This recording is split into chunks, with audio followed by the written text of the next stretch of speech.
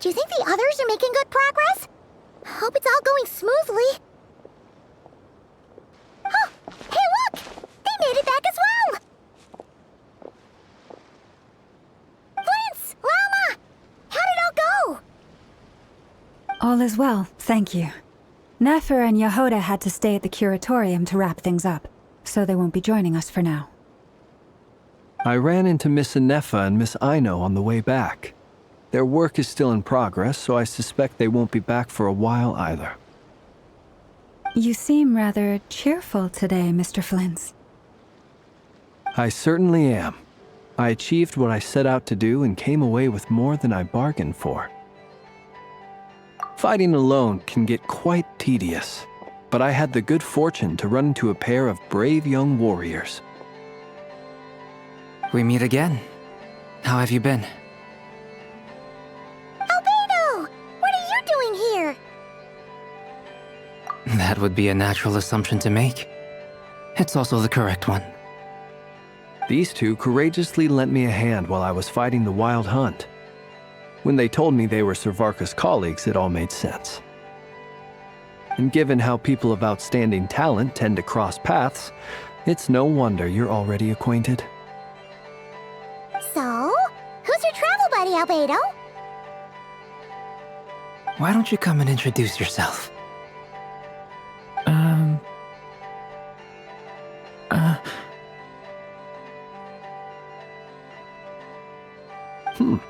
A gentleman of few words, I see, and a rather stern countenance. I presumed you were acquainted with him. Is that not the case? It's nice to meet you. Again, we've technically met before. Wait a sec! You're Minnie Durin! That's right. It's me. I'm glad to see you again. By the way, he says it's okay if you drop the mini. Yeah, I'm not as mini as I used to be. Interesting, isn't it? The first step towards blending into human society appears to be reflecting on whether one's name really reflects who they are. Wow! You look so different! In a good way, of course. It's great to see you looking so healthy. Thank you, Paimon. And although you're as mini as ever, I understand that diminutives don't always convey endearment. I'll be sure to simply call you Paimon as a sign of my great respect for you. Wow! You're such a smooth talker now. Paimon could get used to this. From now on, you may refer to her as your esteemed guide, Paimon. Personally, I think our little Paimon is the perfect size. When people call her Little Paimon, it's just because she's so adorable that they can't help themselves. If that's not a sign of endearment, what is? You're absolutely right, Miss Lauma. My brother still has a long road ahead of him when it comes to understanding human relationships. Anyway, speaking of long journeys, didn't Columbina, leave with you? How come she isn't back yet? She's been catching up with old friends. Wouldn't be surprised if she stopped for a cup of tea or 10 on the way back. Uh-oh. People are talking about me. Hope it's nothing negative.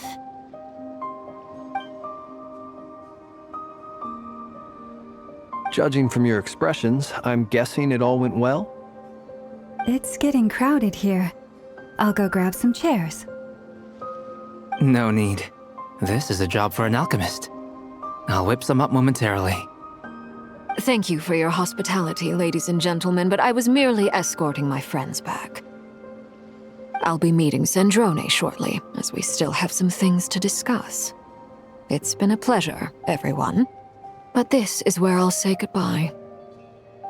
We really appreciate your help. Oh, come on. Spare the formalities. I'm just glad I could help out some true friends. I understand. Well, bye for now,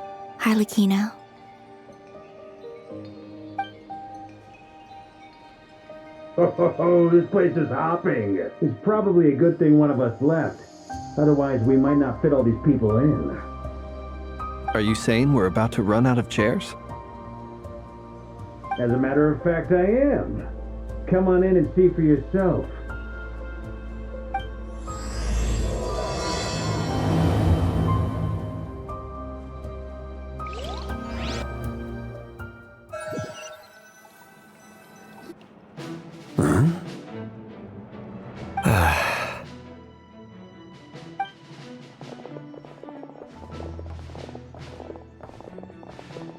I overheard your little chit-chat outside, by the way. With Miss Columbina's colleague gone, we should be back to the original crew plus the other colleagues I brought in. Though, it looks like we have another new face. Someone else managed to rope in a colleague too? Frankly, you and Paimon are the only people I know here.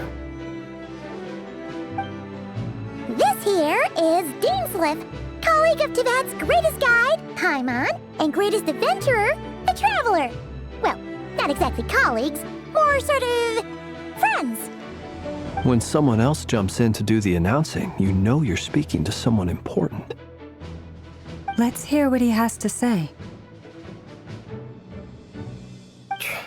Note to self, once Paimon knows your name, the rest of the world will soon follow. When he comes looking for us, it's usually something important. Paimon's guessing you've heard about the Wild Hunt, then. From the looks of it, you're about to hold a meeting. If I were to say that the Wild Hunt is our mutual enemy, would that earn me a seat at the table? As the saying goes, the enemy of my enemy is my friend. Mr. Dainsliff, there's a seat with your name on it.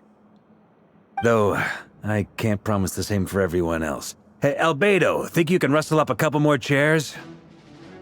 After all this time apart, Grandmaster Varka's first order is to rustle up a couple more chairs. I've missed this. Is he being sarcastic? Hey, he's your brother. Why are you asking us? I've still got a lot to learn about the nuances of human conversation. Trying to decipher Albedo's way of speaking has been like jumping in at the deep end. Oh, good point. Paimon gets you now. Don't sweat it. There are people who go their whole lives without getting the hang of it. You're ahead of the game already.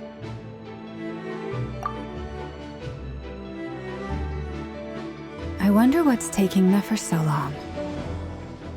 Perhaps you should go and check in with her. If anyone can hurry her along, it's you. I just got back from the curatorium.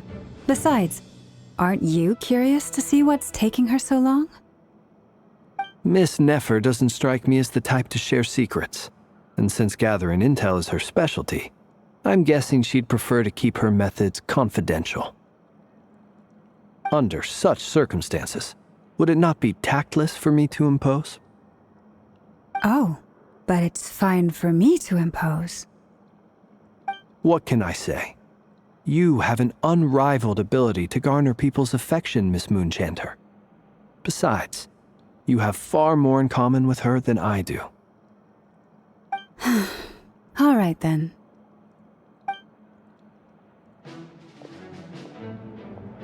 Impressive. She barely fought back at all. I admire your powers of persuasion, my friend. As I'm sure Miss Lauma will realize soon enough, the trick in life is to always pitch in with other people's responsibilities so that you can be selective with your own. Another trick is to simply hide in the background. Spoken like a true sage. Anyway, looks like we've got some time to kill before the meeting. Let's take a little breather, folks. And feel free to chat amongst yourselves. We'll get down to business once the other two arrive.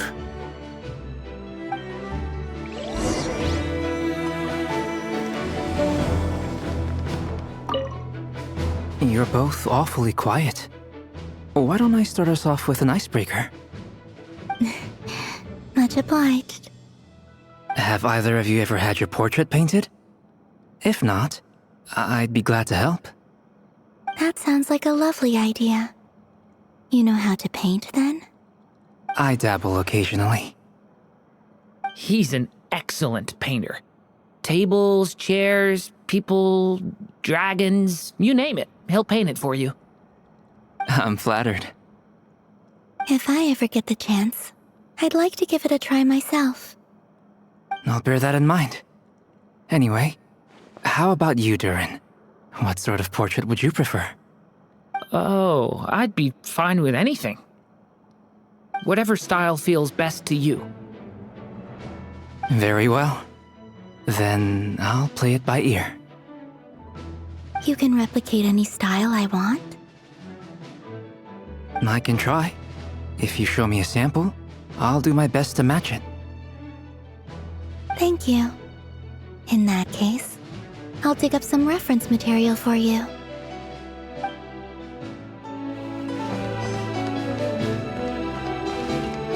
Is there something you'd like to say to me? Yeah! For starters, why'd you just show up here without even giving us a heads up? If you think back to our previous interactions, you may recall that that's hardly out of character for me. You do have a point there. Oh yeah! You'll need to find somewhere to stay the night too, right? Want to tag along with us? You never know. We might get a group discount. Sure, let's do that. Great! Paimon will handle it! And in return, we can get Dainslift to be our very own personal bodyguard. If that's what you had in mind, you should have said so sooner. I'd be happy to help. Oh, okay then. Paimon was only kidding, but good to know.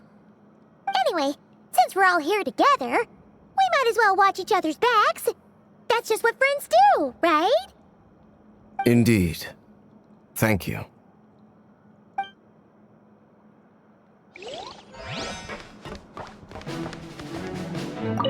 Truth be told, I can't remember the last time I was in a meeting with so many people. You're not alone there, my friend. The Lightkeepers also struggle to bring everyone together for a serious discussion. I don't doubt that. I've only ever met two Ratniki, one being you, and the other being that young guy, Itlua. Itlua is a good apple. I'll give him that. He's kind, honest, and regularly delivers supplies to my lighthouse. A true Ratnik to the core. In that sense, he puts me to shame. So you're what? A fake Ratnik? That's what it sounds like you're saying. But I get the feeling that's not quite what you meant. Come on, why the awkward silence? Sorry. I'm not even gonna bother trying to hide it. You've known all along, haven't you, my friend?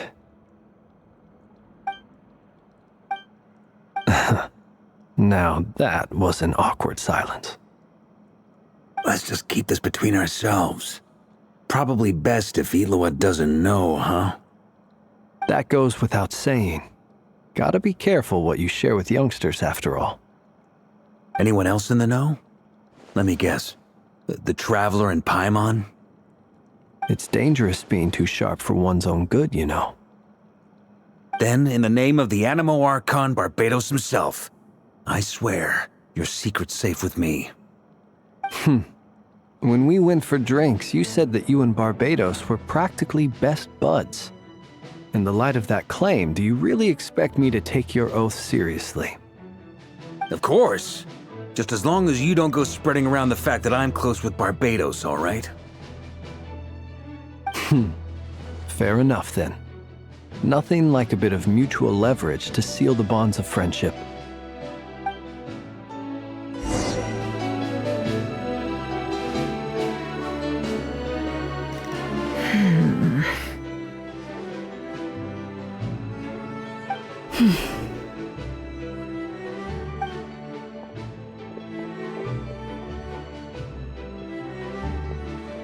Ah, Miss Nefer. You made it after all. But what about Yehoda? I'm here to give you an update on how things are going on our end. Once this is over, I'll be heading straight back to continue my work. I left Yehoda back at the curatorium to watch over things while I'm gone. Huh. So much for just this once. Shh!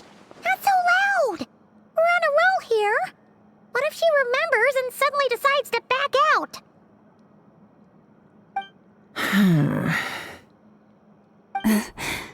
Did you say something, Mr. Varka? Huh? I didn't say anything. Right, Flint's? Must have been a frog. They get so noisy around here at nighttime. It's like they're putting on a concert in the background. Anyway, before we begin, there's a few introductions to make. Let me start by saying that it's an honor to be speaking before so many distinguished colleagues and collaborators. First up, we have Miss Lauma. As Moon Chanter, she's the leader of the Frost Moon Scions, a local religious community in Nod-Krai. Then there's Miss Nefer, boss of the Curatorium of Secrets, an intel gatherer extraordinaire. Nefer is leading the investigation into Rerer's background, assisted by Yehoda and Lauma. From the little I've heard, they're making some great progress. Over here, we have Mr. Flint's, a ratnik and guardian of the abandoned lighthouse. In our last operation, he courageously distracted the wild hunt to buy time for the rest of us. For those of you who've never met, this is Mr. Albedo, a renowned alchemist and captain of the Knights of Favonius investigation team. By his side is a new face for us all, myself included, Mr. Durin, who has come to lend his aid. Next up, we have the Moon Maiden and former Fatui Harbinger, Miss Columbina. Then we have the Traveler, who's earned more titles than I could possibly hope to list out, so I'll spare you the rundown. And Paimon, the ultimate travel companion and quite possibly the best guide in all of Teyvat. Wow! That's a lot of people! Great turnout! Miss Nefer, it looks like you might have another job coming your way, so, congratulations on the booming business, I guess. You think I haven't got enough on my hands as it is? Who's looking for me now? That would be me, Miss Nefer. I have a commission for you. And you are? Who I am doesn't matter right now. What does matter is that I'd like you to gather more intelligence about the Recher of Solnari. Well, it's not as if we never take on anonymous commissions, but in your case, I'll have to decline. I'm gonna take a wild guess and say your job's probably more hassle than it's worth. Something about you seems like bad news. It's my eyes, isn't it? Conrian, I assume. And what's with the mask? Are you trying to hide your identity? In any case, the fact that you're even still alive raises an awful lot of questions for me. My name is Dainsleif. And yes, I am from Conria. As I'm sure you're aware, the Recher of Solnari's real name is Rerir. He was once an acquaintance of mine. Really? Then you must have been quite an influential figure yourself. You flatter me, but none of that matters anymore. My point was simply to clarify why I have asked Miss Nefer to investigate Rerir's background. So you're both from Conria, and it sounds like you used to be friends? What am I missing here? Surely you already know how he became one of the Five Sinners. I'll tell you everything I know. The history of Conria, the names and identities of the Five Sinners. I remember it all like it was yesterday. I have never spoken openly of this before, but the truth was exactly as people say. The Five Sinners were each driven by their own desires, and it was by playing upon these that the Abyss tempted them to their fall, tearing Conria apart in the process. The visionary, Vedifenir, who wished to foretell the future. The wise, Haroptatir, who sought limitless knowledge. Gold, Rhine-daughter, who desired to create life. The foul Elégie, who pursued supreme strength. And last, but not least, Rächer of Solnari, Rerir, Ravager of the Moon. Of the five, Rerir is the only one who remains a mystery to me. He never harbored grand ambitions, so what changed in the space of a single night? How did he come to fall like the others? In other words, you're saying that his change came as a shock to you, and you have no idea what actually happened? That's right. You mentioned how the Abyss tempted them, which led to their fall. But what did that look like in practice? And what other context can you give me about the events of that time? The more detail you can give me, the better. Strangely, now that it comes to it, I hardly know where to begin. The fateful night took place during the era of the Eclipse dynasty. One day, my elder brother, the visionary, Vedifenir, was summoned to the palace by the Vinster King, only for the king to gouge out his eyes and cast him into the dungeons. When I came to hear of this, my fury knew no bounds. I gathered together every ally I thought I had, and together, we set a night to storm the palace and free Ved.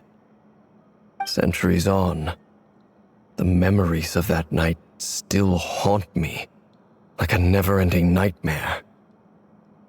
We broke through the palace gates, just like we had planned, each striking towards our separate targets. But then, I was betrayed. Even Vedifenir, the very person I had come to rescue, abandoned me and partook of the Abyss's power. So, it's personal after all. Then tell me, Mr. Dainsleif, what price are you willing to pay? You, of all people, must know that nothing comes for free. I cannot say what price would be worthy of such a commission. But know this. Rerir was not always a madman. Believe it or not, there was a time when he was just an ordinary man, working for the Conrian Intelligence Service. Uncovering the truth of Rerir's past is the only way to unravel this mystery. But before you decide if you will accept my commission, I will tell you more about him. Enough, I hope, to help you plan your next move. Sounds pretty good to me. Feels like we just flagged down a random passerby, only to discover he's actually a master strategist who has a score to settle with our enemy. Can I borrow your halo? It could be useful in the lighthouse. Hey, enough with the wisecracks!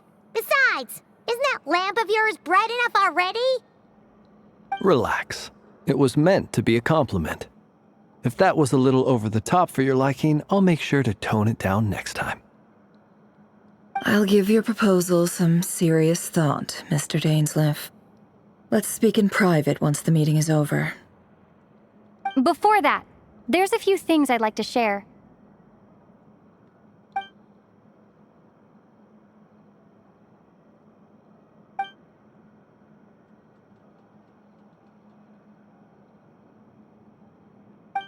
Now that we've united the hearts of the three moons, your power should be greatly enhanced. But it seems like that hasn't happened yet. I believe it will take a little longer. You've done so much for me, so I want to be completely honest with you all. Even though I'm doing a lot better now, the truth is, my recovery will likely be an ongoing process. From the moment I was born, my power has been slowly ebbing away. And that is because Teyvat has never accepted me. Even with the moons united as one, it seems my rejection cannot be undone. So far, I have yet to find a solution. It may turn out to be a problem that will plague me until the day I finally leave this place behind. Even so, I will do everything in my power to help you drive out the Ray here of Solnari. As Arlecchino put it, this is not about chasing the spoils of victory. It's just a gesture of heartfelt gratitude. Kutar.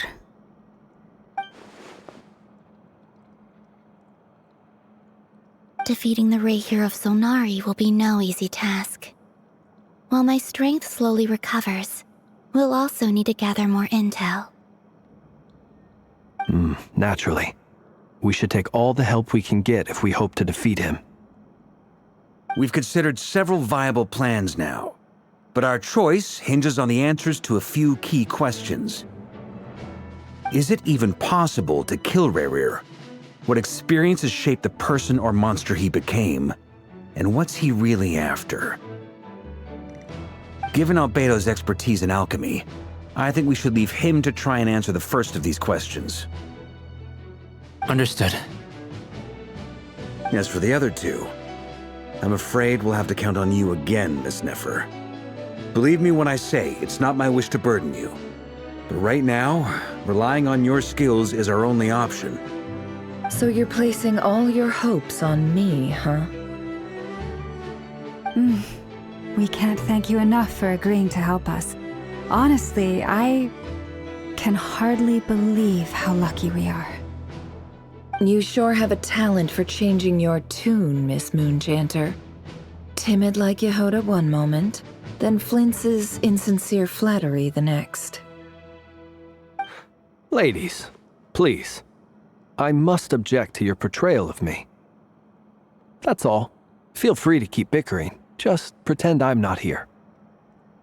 I almost don't want to leave this room. I'm curious to see how this plays out. I have faith in you, Miss Nefer. Something tells me you'll stand by us until the very end. Oh? And what makes you so sure of that? What if I suddenly decide that my compensation is insufficient? This isn't about the money. I can sense that you've got a deep-seated distaste for Rerir, and knowing you, that alone is motive enough. Look at them getting along so well. Like two peas in a pod. And I'm the one they accuse of insincere flattery.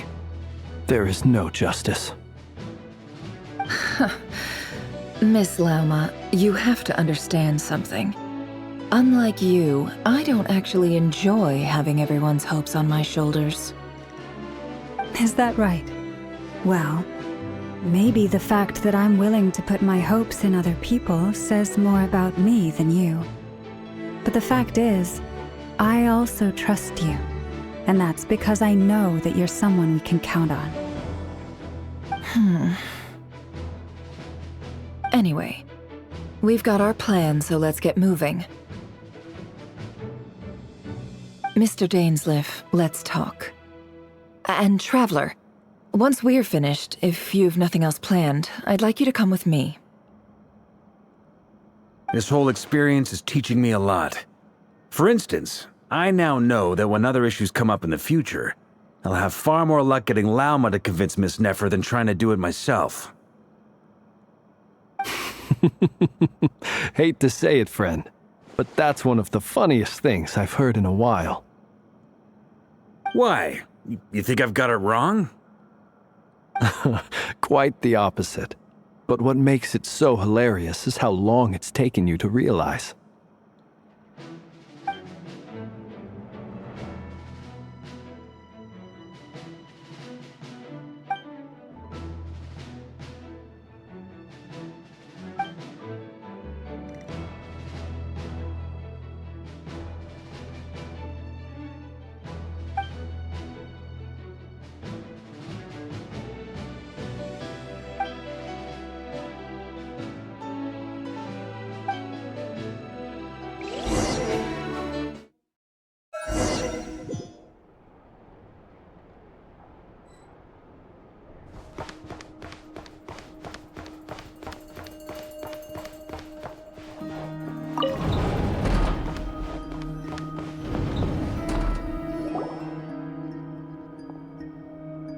Thank you for waiting. It's okay. We actually used the time to help Dainsleif get a room at the hotel. That's very considerate of you. Now, I trust you share my curiosity about Rarier's past, and you seem fairly familiar with Mr. Dainsleif already. We spoke at some length after the meeting. He was the one who suggested I should invite you to join this operation. He feels confident that these secrets will be safe with you. Dane has a lot of faith in us, that's for sure.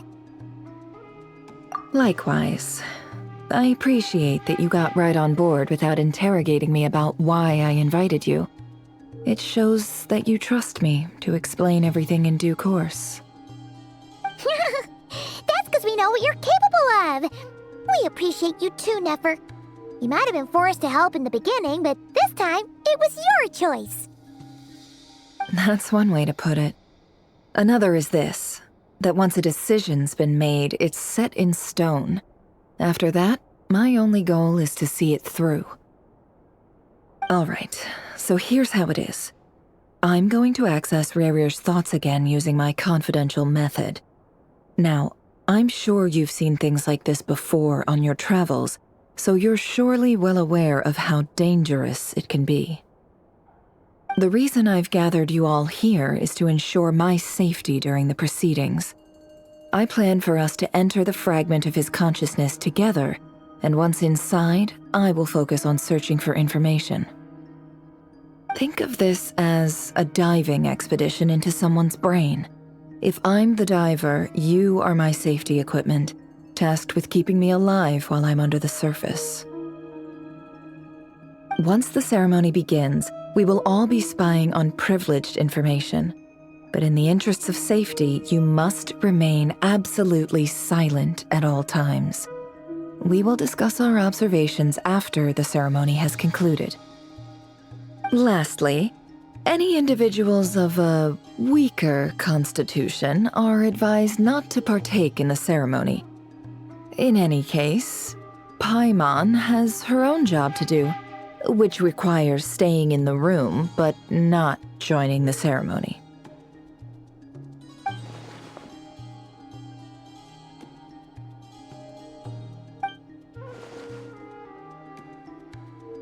Well, good luck, everyone. Sounds like all Paimon can do is cross her fingers and root for you guys. There's a little more to it than that. I was being serious when I said you have a job to do. While the rest of us are inside Rarier's mind, it's imperative that we have a team member on the outside. In the event that something goes wrong, you will be our first responder. I don't anticipate any issues, but the extra level of safety will be greatly appreciated. I second that. This is a dangerous operation here, and you're our whole rescue team. That's pretty much the most important job in the crew. So, Paimon's like the lifeguard? Yeah, that makes sense. All right, got it. Good. Please, take a seat. We'll get started momentarily.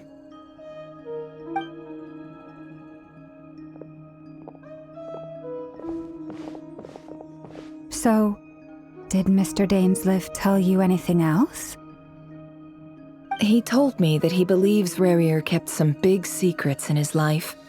He's not sure that they were the cause of his eventual downfall, but he's asked me to uncover what those secrets were all the same.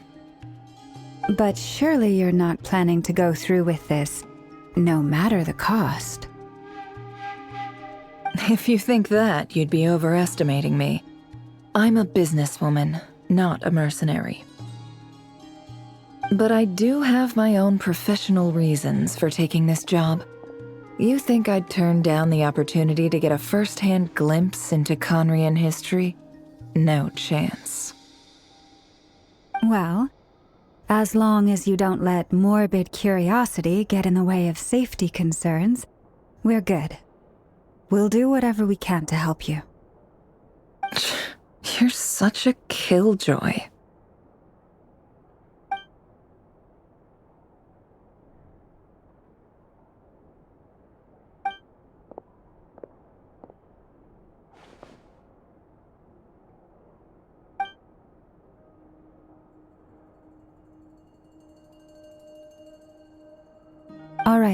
I'm good to go. All set over here, too. Promise, Paimon, you'll be extra careful. All right. Let your whole body relax. We're about to begin. Close your eyes.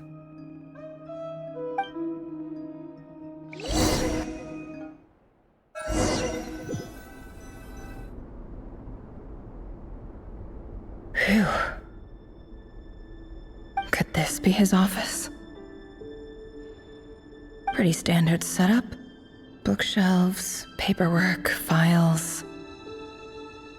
According to Dainsleif, Rarier used to be an intelligence operative. Chances are there's plenty of top-secret intel stashed away in this room. Is this where you keep your secrets, Rarier? Can't say I'm not looking forward to this.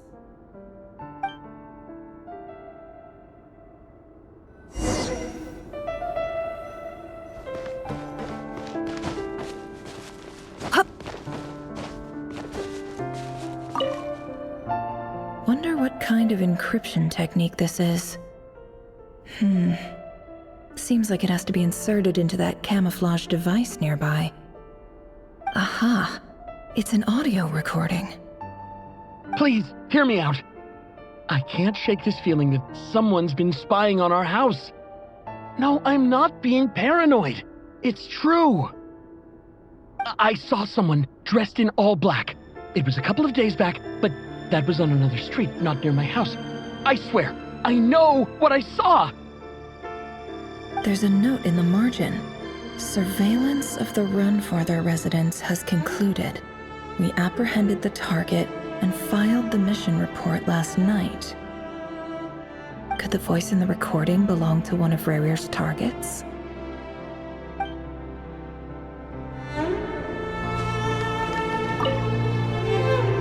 File tucked inside a folder.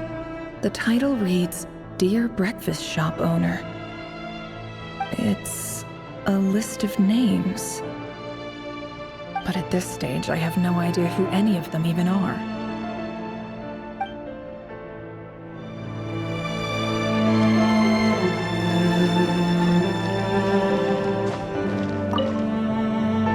Bookshelves full of documents. Looks like these are all files, packed with the personal details of individual Conrians. The Crimson Moon dynasty preceded the eclipse. Since Rarier worked as a secret agent during the latter, it stands to reason that he was tasked with purging remnants of the old dynasty. Yep, lines up exactly with what Dainsleif told me.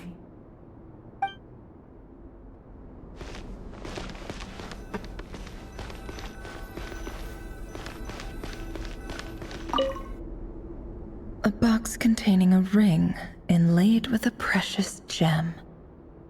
Must be for his girlfriend.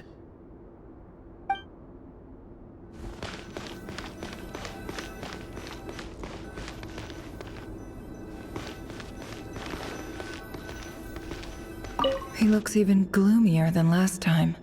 I wonder what's changed.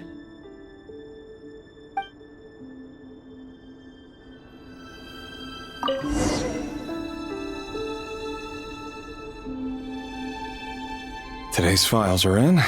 Time to wade through them, just like usual.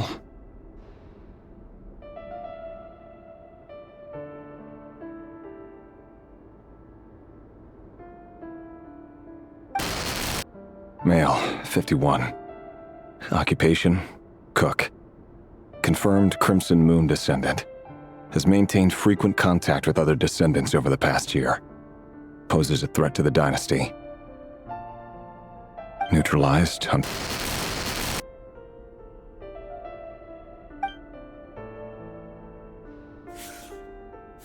This one should be archived under purged targets.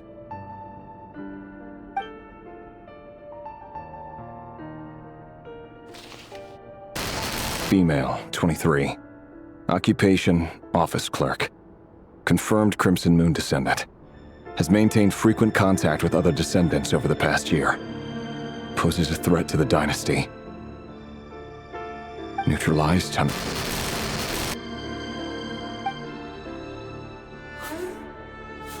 Another one for purged targets. Sounds like she was that other man's daughter. Never mind. What's it got to do with me?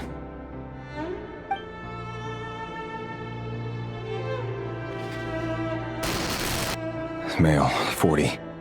Occupation, teacher. Confirmed Crimson Moon descendant. Has been observed making contact with other descendants during the past year. Poses a threat to the dynasty. Neutralized on...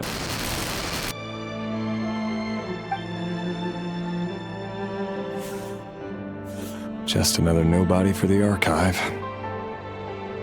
Come to think of it, I remember surveilling this man. A case like his never would have been considered a priority in the past. Huh.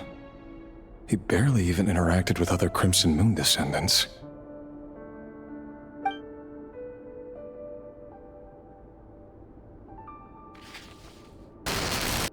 Female, 16.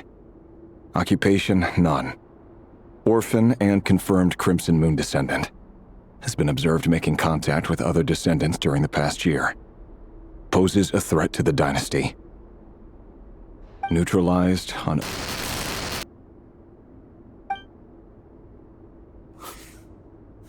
Filed. I have no recollection of this girl. None whatsoever. She doesn't seem to be anyone important, but then again, how many of them really are?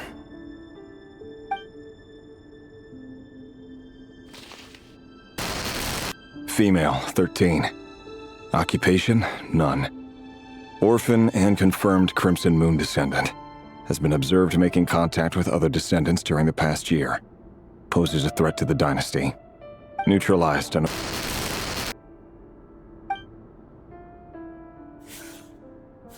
Filed.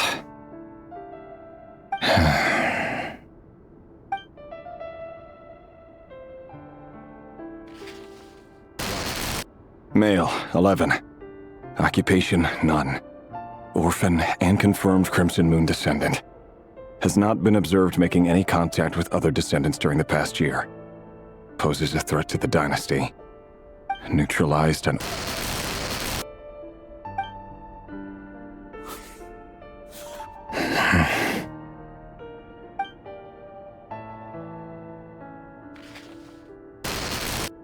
Male. 6. Occupation, none. Orphan and confirmed Crimson Moon descendant. Poses a threat to the dynasty.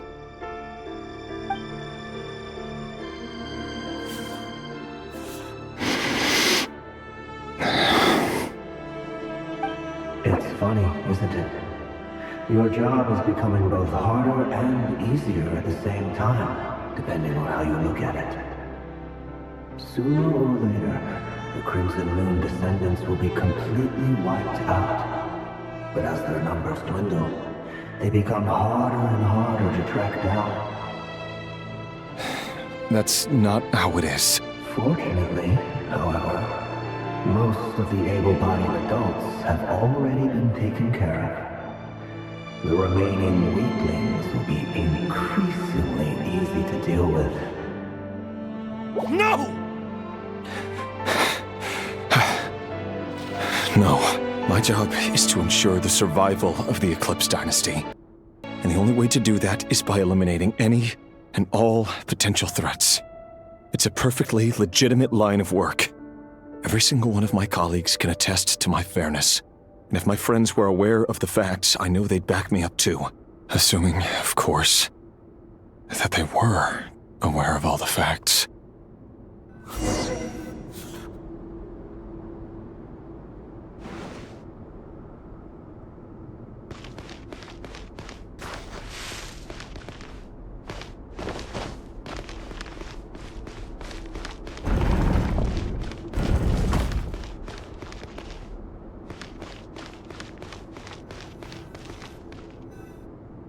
Mr. Vedifalnir, it's been quite some time since we last met. Revier, I trust you're here because you have something important to discuss.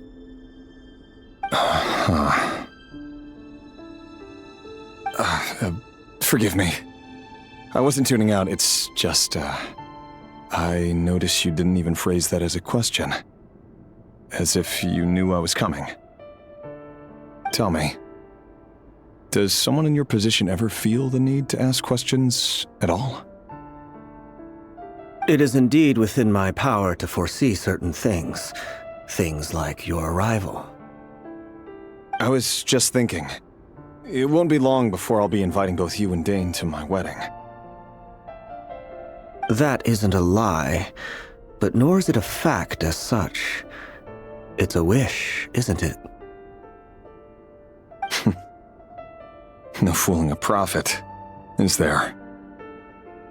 Ever since that day we met for drinks, I knew it was only a matter of time before you came looking for me. Does it feel good? Knowing how the future will unfold.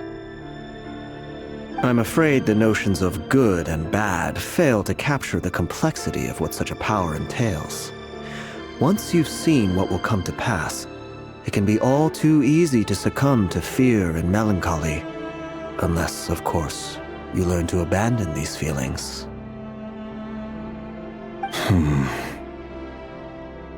You fear my silence, and long to hear the words I left unspoken that day. That's right. You must have noticed my reluctance to broach the subject, and the reason is simple. Because the truth could never have lived up to your hopes. For both our sakes, such words are better left unsaid. The burden of prophecy was never meant for your shoulders. So who exactly do you deem worthy to hear your prophecies? None but our exalted king? Or rather, our king as he once was. You're closer to his majesty than I am. You must know better than anyone how much he's changed. You say that as though it is to my benefit. Yet precisely because of that, I dare not speak rashly. A king can turn out to be the most virtuous of rulers, or a tyrant more terrible than the most vicious of dragons. You are so wise and far-sighted, yet still you would have me live in fear of the unknown? You make a fair point. Especially given my silence alone was all it took to send you spiraling downwards. Very well then. Let me offer you some advice. And I say this not as a prophet or a visionary, but simply as the brother of your friend. For many reasons, there is very little chance of your marriage ending in happiness. If happiness is what you seek, you should find another fiancé.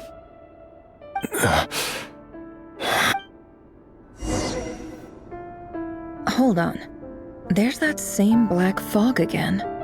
Could this memory belong to Thelindis? Guess I'd better tread carefully.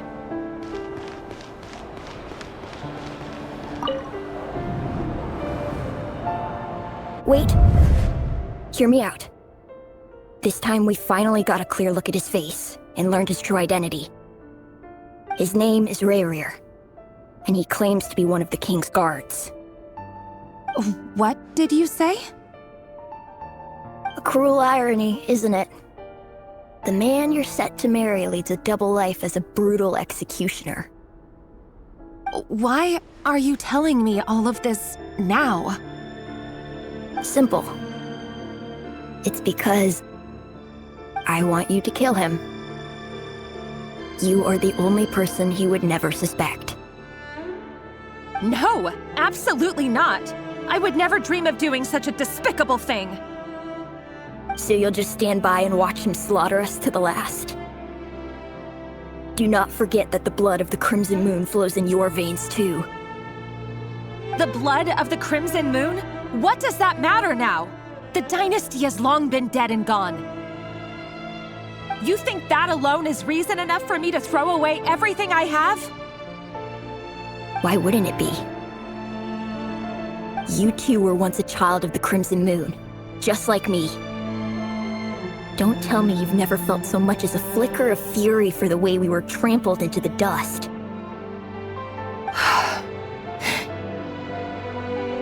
As long as you promise to abandon this pipe dream of restoring your dynasty, I can try to persuade him. Or have him persuade the Vinster King. Persuade the Vinster King?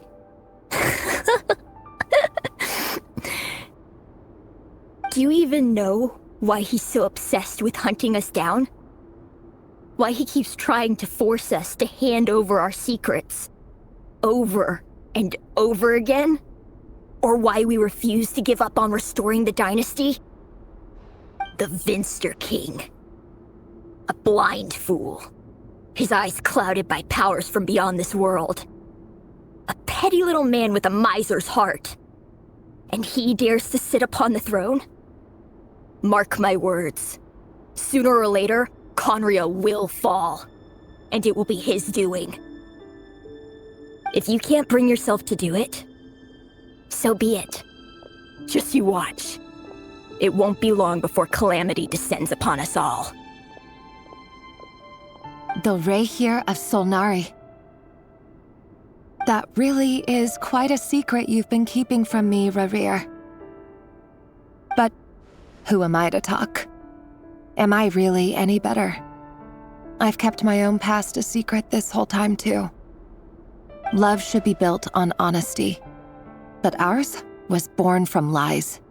And yet, is it really so wrong to hide things that would only make life harder?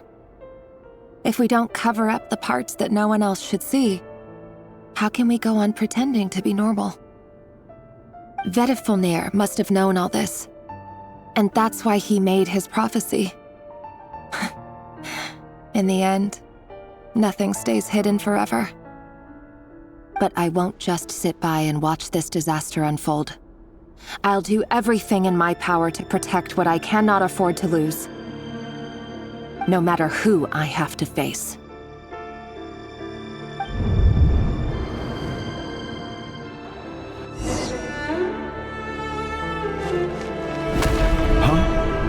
Was that Rerir who just walked past the window?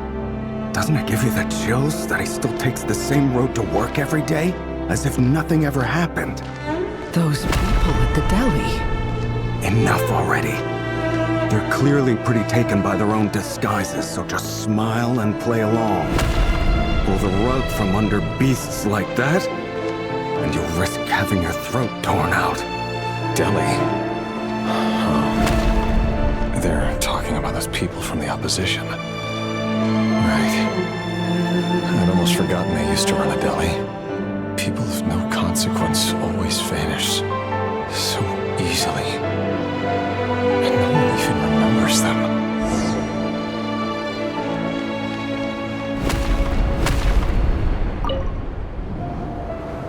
But surely you can see he's not the man he pretends to be! So many have died already, and they say that the king's madness grows with each passing day. We're not going to survive this, are we? But why does it have to be this way? Do we really deserve to die just because of the blood that runs through our veins? Felindis, are you even listening? Sorry, Freether. My mind was off wandering. I heard you, though. You're talking about what Rerir said. He's just following the king's orders. He's a secret agent, and it's his job to hunt down rebels and dissidents. By the time you first met him, he'd already taken lives. Maybe he was using you from the very beginning. No. Rerir has no idea I have anything to do with the Crimson Moon. My family are only distant relatives of the main lineage, and besides, my eyes are perfectly ordinary. Truth be told, apart from my teacher, pretty much no one knows I have any connection to any of it. It's been a long time since my family severed ties. But as Orlog said, who could possibly talk sense into that raving lunatic of a king? No one. I'll work something out. Trust me, I'm with you all. But for now, you need to keep yourselves hidden. Don't let anyone find you, anyone at all. Don't forget that Rerir is an Eclipse operative. You need to be extra careful when he's around, and when I am too. For now, don't come looking for me, and if anything happens to me, just act like we've never met. If even you can't escape this, what hope do the rest of us have?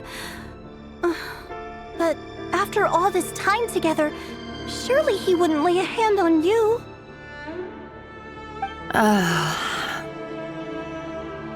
I won't speak in his defense, nor can I give you a clear answer to that question.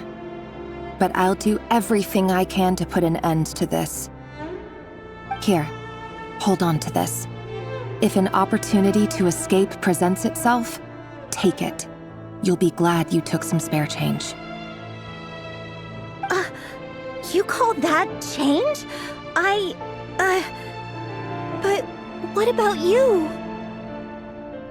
I've got a job, and there's still money coming in.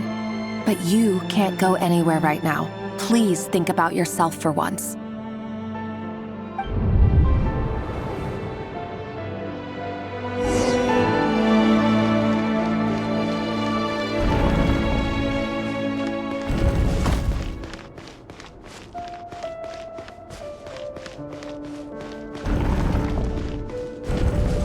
Another day, another round of assassination training.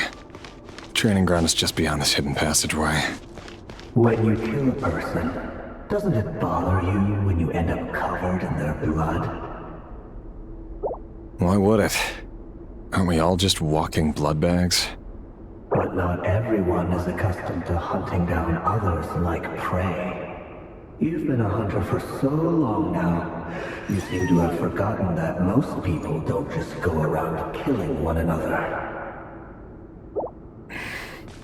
Leave me alone.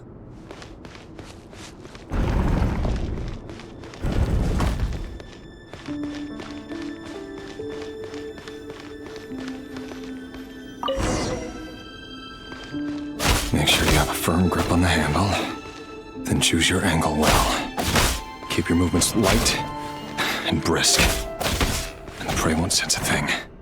I doubt that. I'll bet no one's ever died a quiet death at your hands. I work clean. No traces.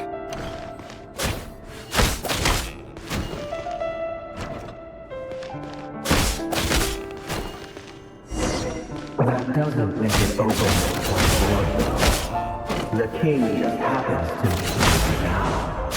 Well, someday he doesn't. That won't happen.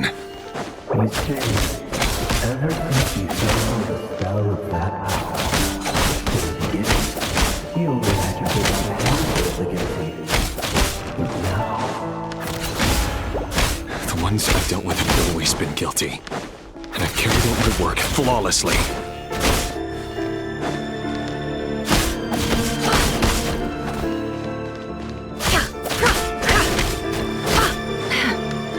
It all adds up.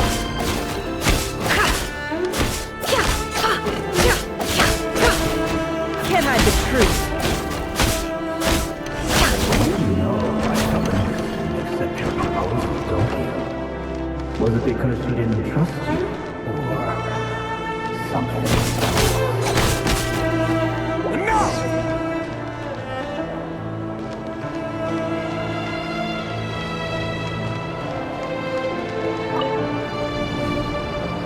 Delindis, do you still remember Orlog?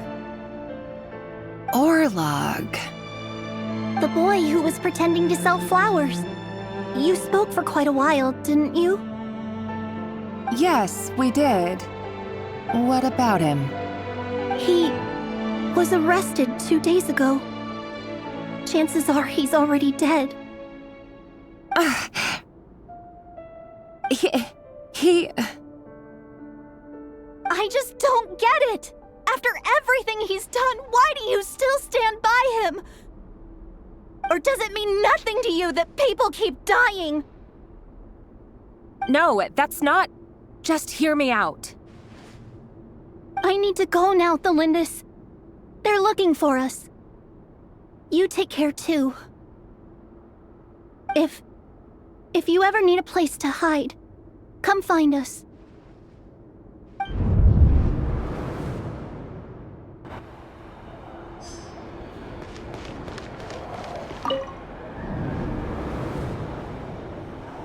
Author Thelindis. Over the course of this week, the research object was subjected to interference for a total of 47 hours for experimental purposes. The results are as follows. All subjects of observation that were sent inside have now... The situation within is proving more problematic than anticipated. No progress whatsoever. What now? Won't you give me even a glimmer of hope? Things are getting worse by the day. I have to find a way or we'll all be in danger. But I... If all this research comes to nothing, what then? Sooner or later, it'll be my neck on the line.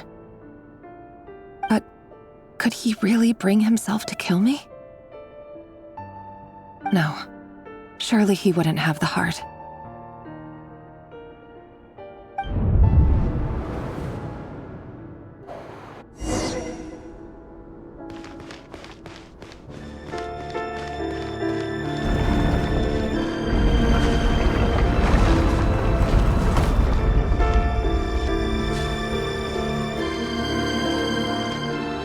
Why won't you just let us go? We don't even know each other. All we want is to live ordinary, peaceful lives. You want to live?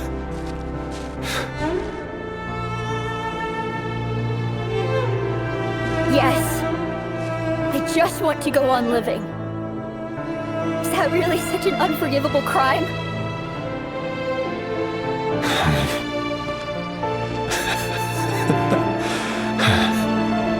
You want to go on living. I want to keep living too. To keep living forever. That's why I have no choice but to continue on the path I'm on. If only some savior would suddenly swoop down and change the way the world is. Too bad that's not going to happen.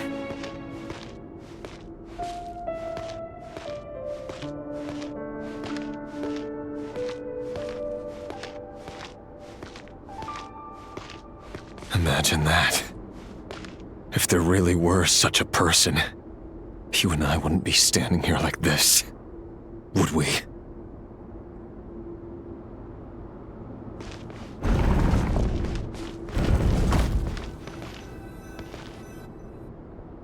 Today's files are in. Time to wade through them just like usual. No, I don't get tired of it. It's my job. And not only am I lucky to have it, I'm good at it too.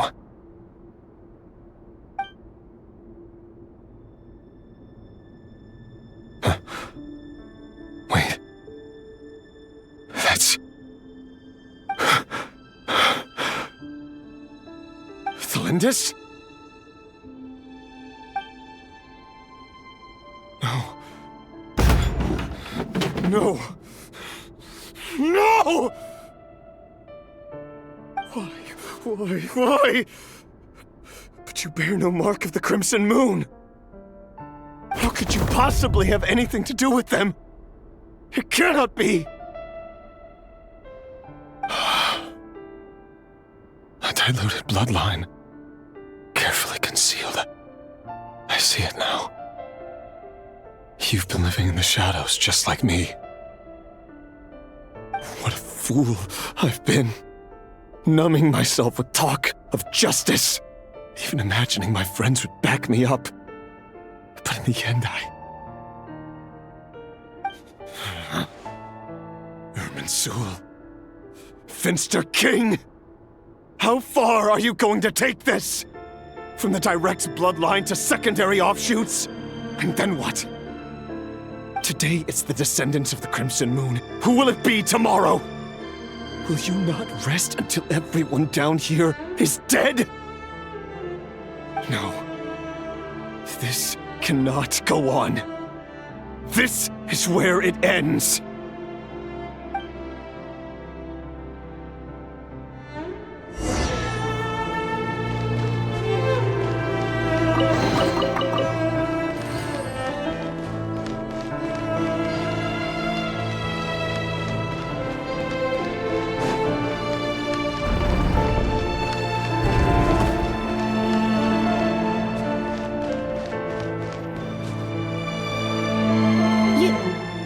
You're really letting me go? I am. As long as you can guarantee that no one will find you. Don't worry, I'll be extra careful. No one will know I was here. But... what about you? Me? If you let me go, you won't be able to complete your mission, will you? Good point. In that case, maybe you should stay. No, please! I just want to see the outside world again. To... Go on living? Yes. I know you're a man of your word. So please, just let me go. If I let you leave, what will become of me? Just kidding. Go, now. But remember, don't let anyone know you were caught. We'll be seeing each other again very soon if you do.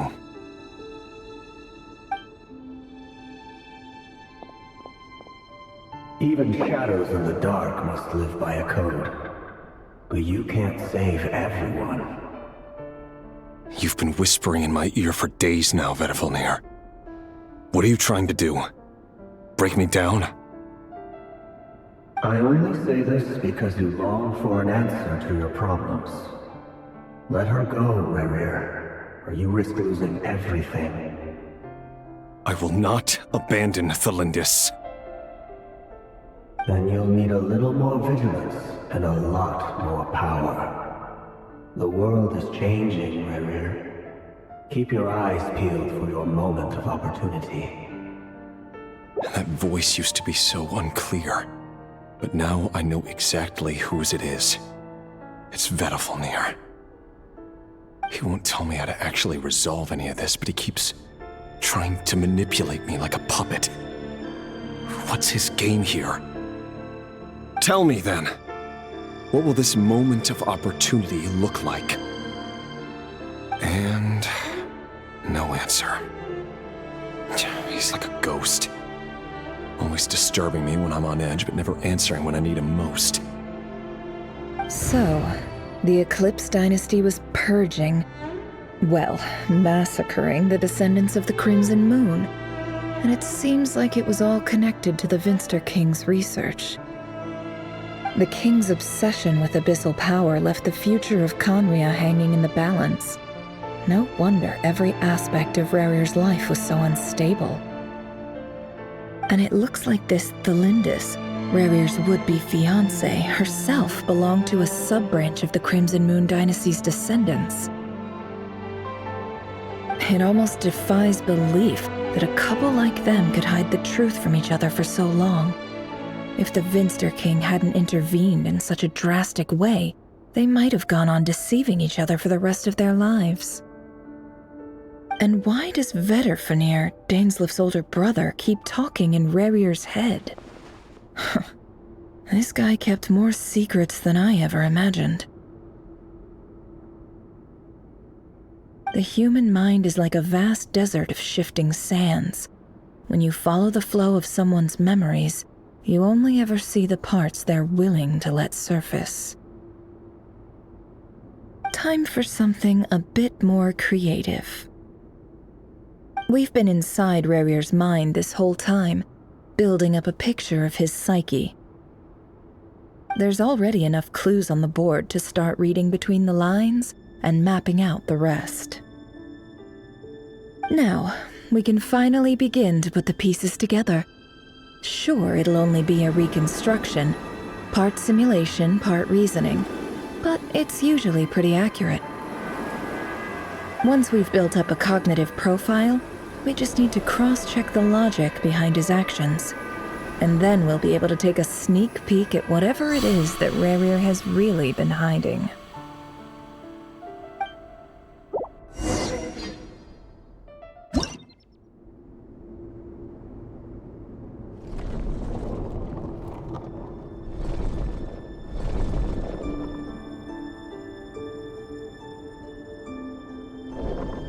Rerir, are you there?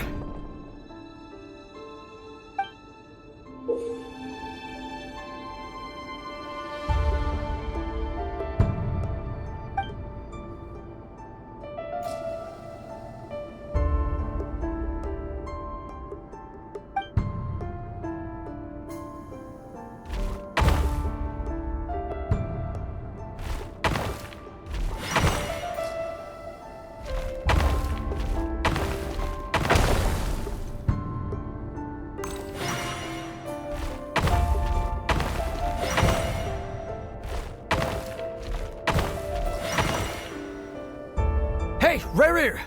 Come out, it's urgent! Dane? What's wrong? Quick, come with me. I'll explain everything once we've met up with the others. Okay. I'll come. But the Lindis is still over at the Universitas. I'll need to leave her a note. All right then, but make it quick. I've never seen Dane so worked up before. Whatever this is, it must be big trouble.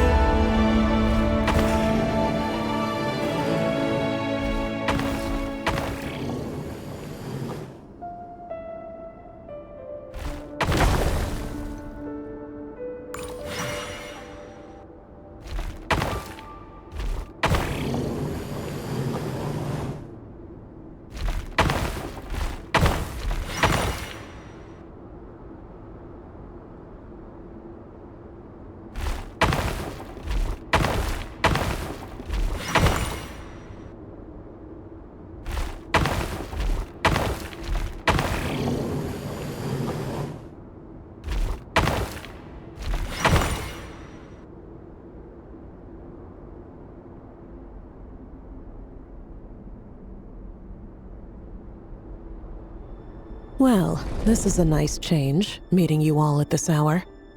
When men and women of ambition can speak face to face in broad daylight, I say that's a big step forward for our dear Conria. Don't be ridiculous. We do not fear the day. Why would we seek refuge in the night? You might ask your blade that same question. I'm told it prefers the cover of darkness.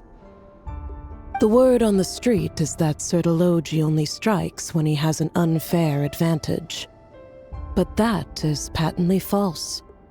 I see you're missing an arm and a leg. Surely only a fair fight could explain that.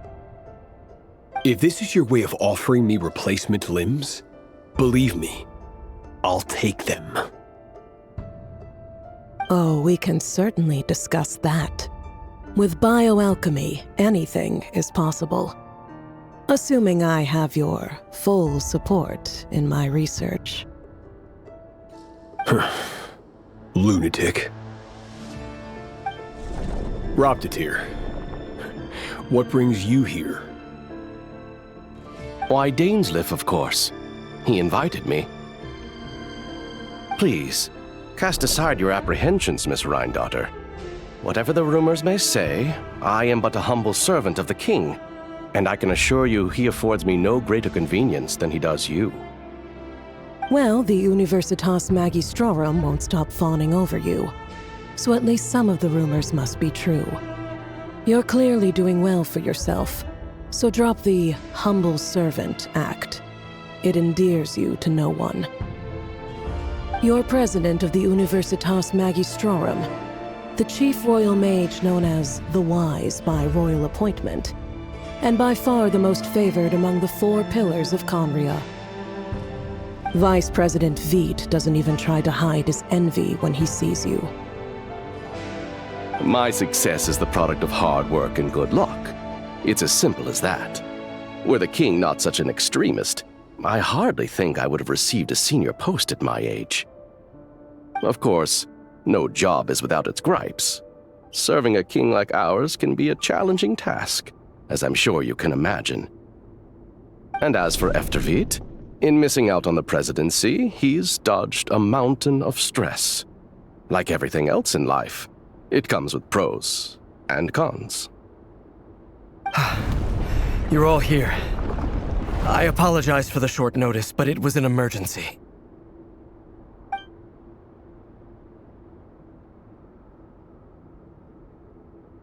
You must be Rerir.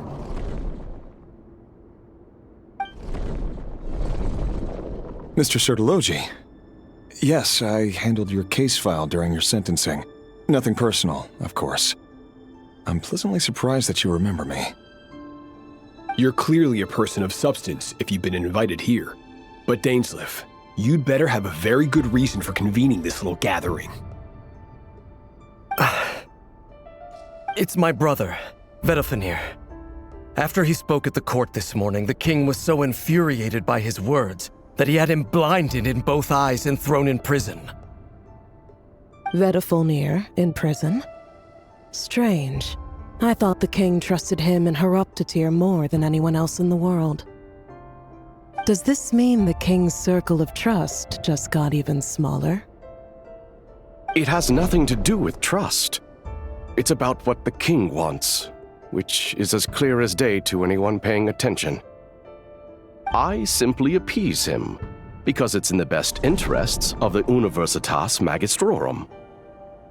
And also because you're slimy. Vedofenir, perhaps less so. But still, a visionless visionary? It rather inclines me to think that qualifications are not what get you ahead in Conria. Do you honestly think this is an important discussion to be having right now? Dane, what are you planning to do? Rescue Vedofenir, I assume. Correct. It will mean storming the palace by force. Tonight. I need all of you on my side. That's far too dangerous. And don't forget, Dainsleif, you're captain of the Royal Guard. You swore an oath to the throne. You've been planning this for a while, haven't you? I have no desire to commit treason, but whatever critique the king may have of Vedofenir, disfiguring your most loyal subject for putting the best interests of his court and nation first, this is not the conduct of a wise ruler. My blade will force the king to see the error of his ways. So, Vedofenir's prophecy enraged the king. I'm sure it wasn't what he wanted to hear, but if he won't take counsel even from the visionary, that is deeply troubling news. The extent of His Majesty's madness is now all too clear. The question is, how does a man like me get out of this situation unscathed? You have noble ambitions, Dane, but I'm afraid they don't do much for a guy like me. I'm not interested in saving the world. All I want is a letter of pardon. A letter of pardon? For whom? Thelindis? The chances of the Vinster King issuing a pardon for anyone connected to the Crimson Moon seem vanishingly slim.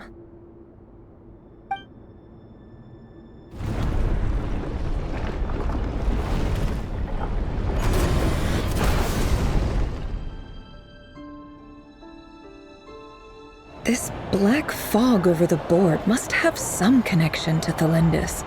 But why is it taking this form? Does it have something to do with Rarir's past? Another mystery I'll need to unravel.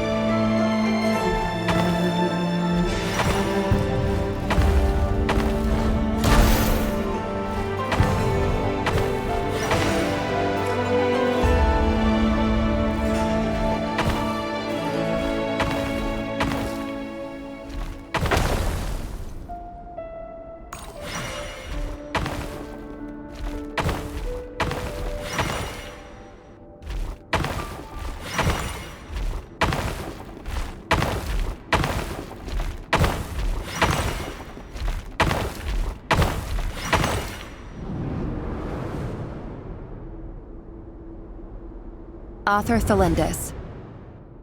Over the course of this week, the research object was subjected to interference for a total of 60 hours for experimental purposes. The results are as follows. Research dating back to the Crimson Moon dynasty has established 2 points regarding moon marrow. Firstly, its origins have something to do with a god's power. Secondly, it serves as a portal to an as-yet indeterminate location. Moon marrow can thus be defined as a spatial gateway. However, there are a number of hurdles to overcome before we can answer the question of where it leads to. To start with, opening the gateway requires a specific power source, which the relevant literature indicates. An enormous amount of power is then required to keep the gate open. Currently, the total power output of our instruments remains in the single digits. To make matters worse, I am now the only staff member remaining in the Moon Marrow lab. The Universitas Magistrorum recently decided to move most of its personnel into abyssal energy research, which has stymied all Crimson Moon-related projects. This is not a wise move. I have always maintained that placing all our hopes in a single source of power is risky, especially one as poorly understood as this. As well as making ourselves overly reliant on a single resource, we are neglecting other promising technologies. I apologize if this comes across as disrespectful. But as a Moon Marrow researcher, I desperately want to see the world beyond the gateway. If we really made it there one day, what would we find? And how would we go about taming the unknown? My imagination is endlessly fueled by questions such as these.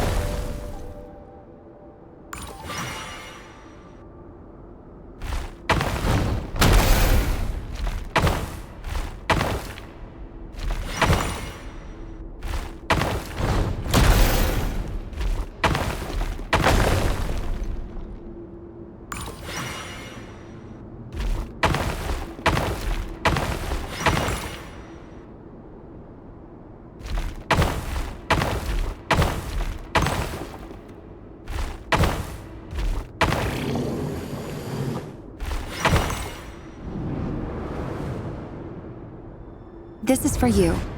I heard you're gonna leave the city with your parents. The Lindis, did you hear about what happened? I've heard nothing.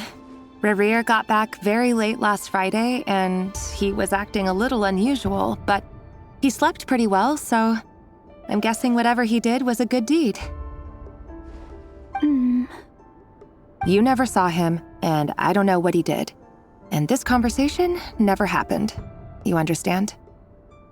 What if he finds out that you pried into his secrets? Don't be silly. I don't know what secrets he does or doesn't have. All I know is he's just a normal guy who happens to run some errands for the king. Are you scared of him? I don't know. The Rerir I know doesn't match the person you all describe. Logically, I should be scared of him, and yet, I don't want to lose him. But enough about that. You should get going, and be careful with the package I gave you. Keep it secret.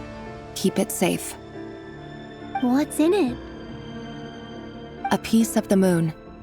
All you need to know is that as long as you keep it safe, then in the future, everyone will be able to see a red moon. A red moon? You mean our moon? That's right. Our moon. Promise me you'll look after it. I promise, the Lindis. The Crimson Moon bloodline will never die out. Its light, the color of blood, will become like a fire that flows in our veins. No matter how long it takes.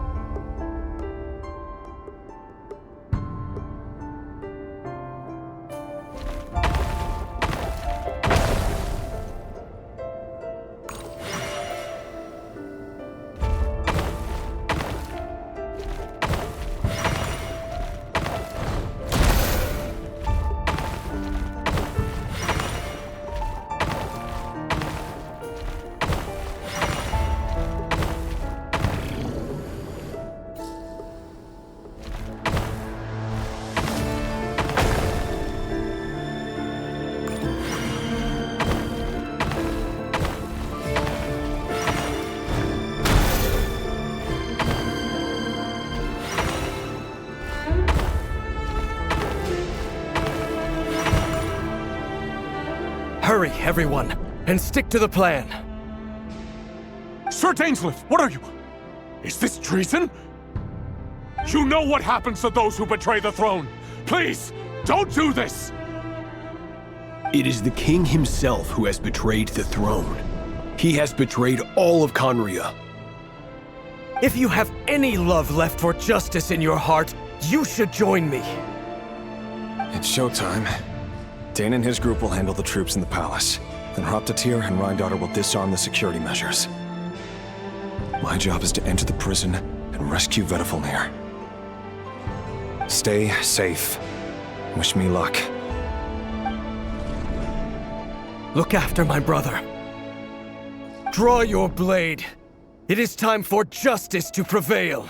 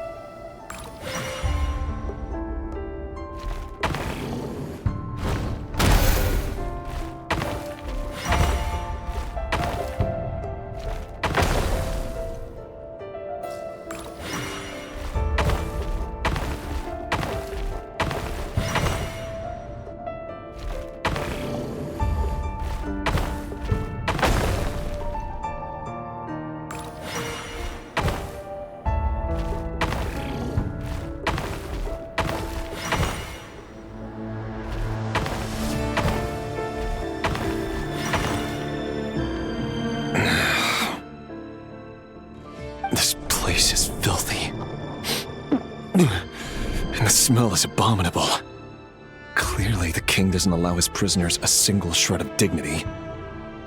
This is dire. Found you. Hello, Mr. Vedifalnir. Ah, it's you. Surprised? Oh, wait. I guess surprise isn't an emotion that prophets feel very often. I certainly felt some surprise in the moment when I was blinded.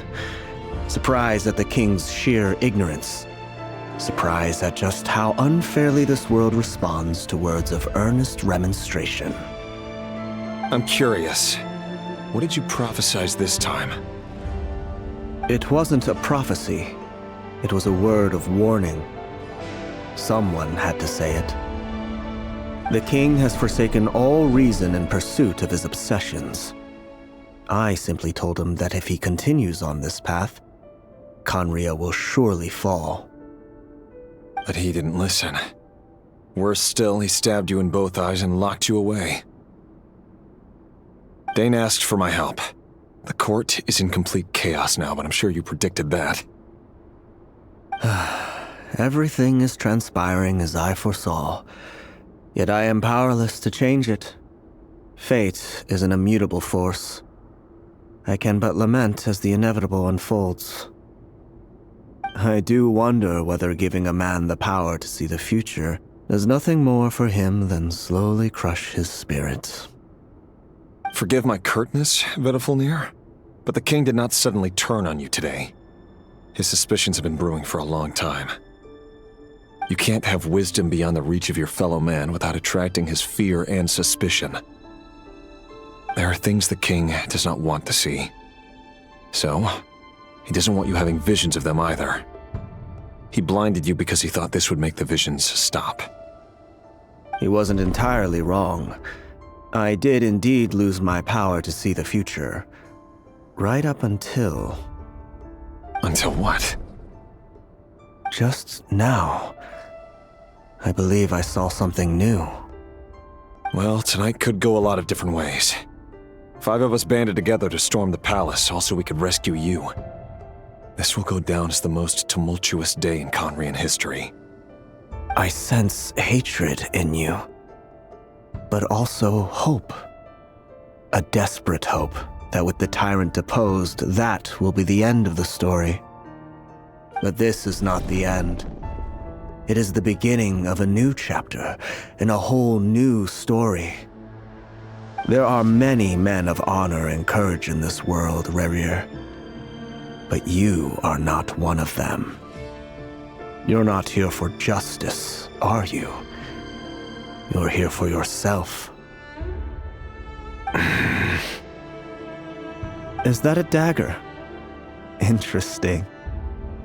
Why not the polearm? It was always your weapon of choice. With your abilities, I don't doubt that you were able to recover some of your sight. But I also doubt that you want to make an enemy of me right now. Of course not. We're on the same side, aren't we? We could be. But I need you to be honest with me, Vedafilnir. At this point, you're my only hope for the future. You mean your future? With your beloved, Thelindis? Yes. And I know there are bigger things at stake here. A dynasty, a nation, maybe the entire world. But forgive me, I care first and foremost about myself. I can't abandon the one I love to save myself. I just can't do it. But you see a broader picture of the future than I. You see the solutions to the biggest problems of our age. So tell me, what is my solution? What's the answer? In matters of fate, answers are either right or wrong. What will be and what will not. Maybe you are willing to pay a certain price in the pursuit of happiness, but unfortunately, fate does not negotiate. That is the cruelest thing about fate. It is unmoved by your sacrifices. That can't be true. I know it's your voice that I keep hearing in my head, urging me to see how the world is changing, to seek more power, so I can protect the things I love. You show me disaster, but you won't show me how to avoid it? Why? Why are you doing all this? My voice. In your head.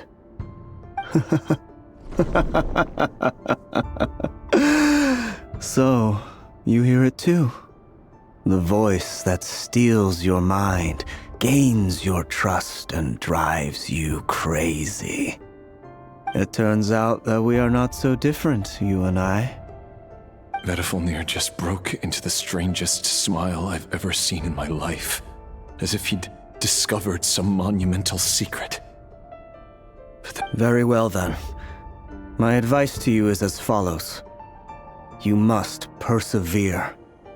Whatever trials and tribulations you may face, be steadfast in the belief that they are your path to the future.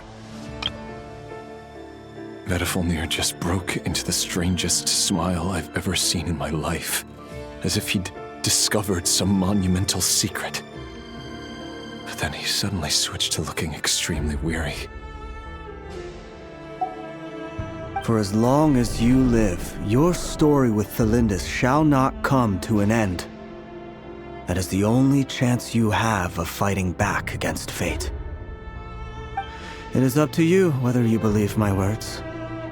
Regardless, that is all I will say on the matter. I have no right to intervene any further. I will hold you to your word. Thank you for setting me free. In return, I will tell you one more thing that you cannot afford to ignore. Just then, a strange wave of energy rippled through the city. We had no idea what it could mean. If I were you, I would head to the Universitas Magistrorum. The Universitas? Oh no! I'm sure we'll be seeing each other again very soon, Rerir. Whatever Vedifalnir said, I didn't catch it. I didn't even help him out of the prison. There was no time to lose.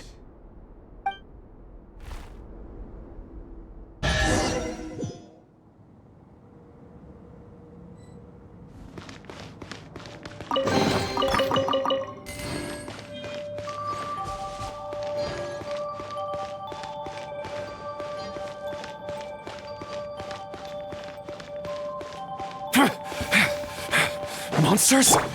Is this what our daughter's doing? Or the Universitas Magistrorum?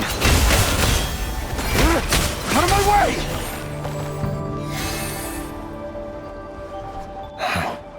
The Universitas. That reminds me of a rumor I once heard. Allegedly, the king installed secret mechanisms in the palace and around the city. No one knows where they are or what kind of power they hold. But if they were ever going to activate, it would probably be on a night like tonight. Help! Help! Hold on! Don't let them anywhere near you! Save me! I can't! Ah! That sounded like an explosion. So, the rumor is true? The king really went through with it. What other means does the king have at his disposal? They must run on power from the Abyss. And given it's a major center of Abyss research, anyone over at the Universitas will be in grave danger. I have to hurry!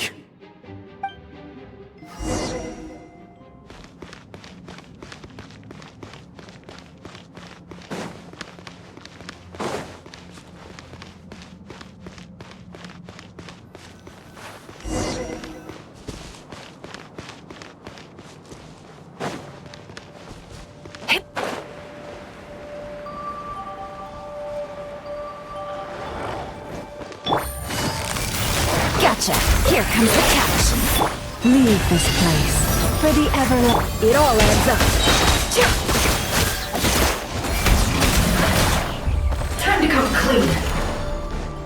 No more lies.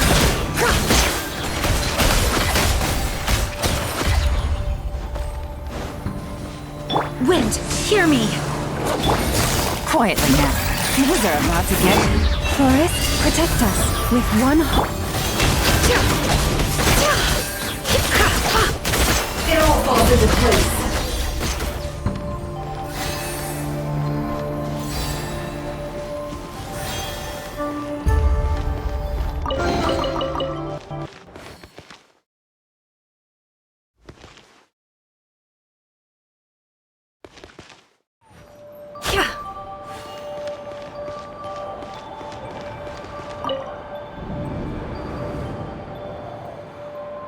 Monsters! At the Universitas Magistrorum? Why now?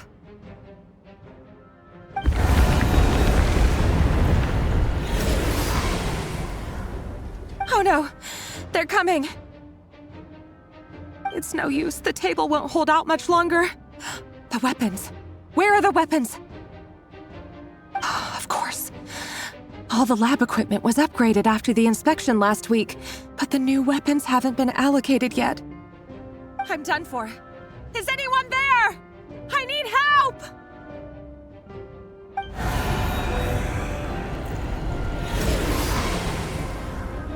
Ah! Stay back! Please stay back! Please!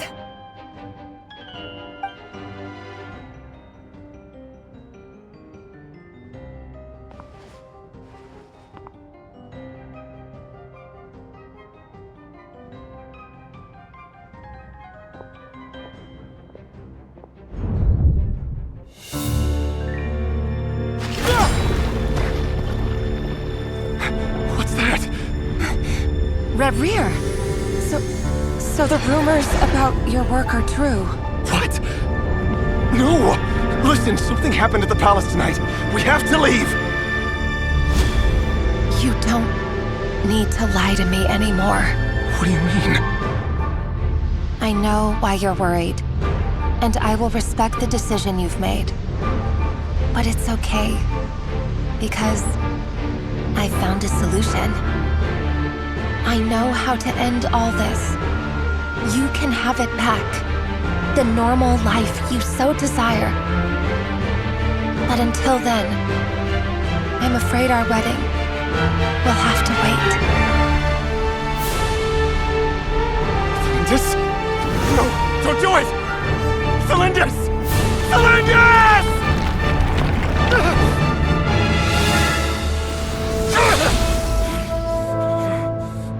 I told you, Rarier. Let her go. You will find someone better. No! I won't do it! I have to save her! By what means exactly? A lowly pawn. You lack the power and the strength of will. Do you know a way? Tell me! Come to the palace. Join us.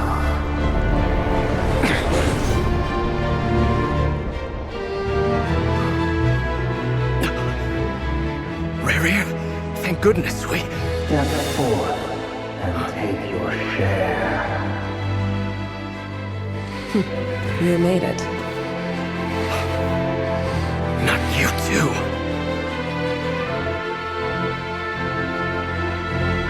Hatred or grief, despair, desire.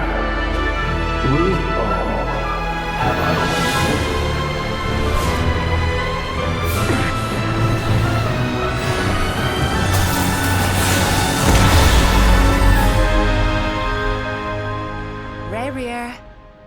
Rarier. Cylindus? Were you daydreaming?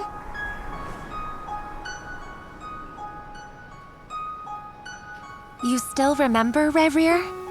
That question you asked me a couple of weeks ago? Oh. You mean the proposal? Yeah.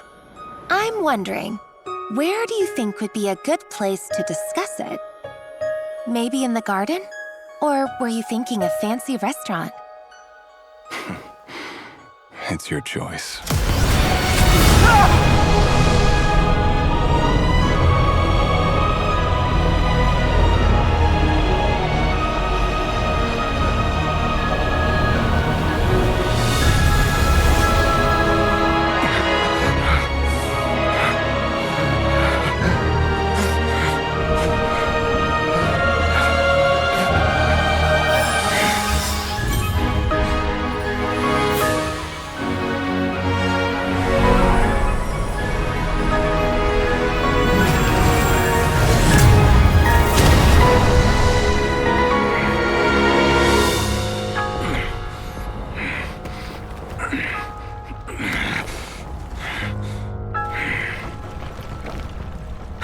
Find you. And then, you can give me your answer.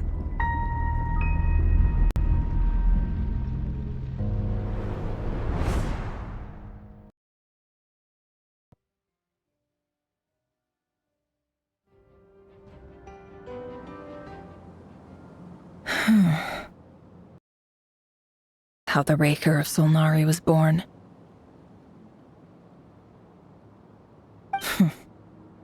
A monster created by circumstance is a monster all the same. Viewing other people's thoughts for too long can get uncomfortable. Right now, I'm feeling a strong sense of loathing. In a nutshell, the story of Conria is what happens when the truth falls by the wayside.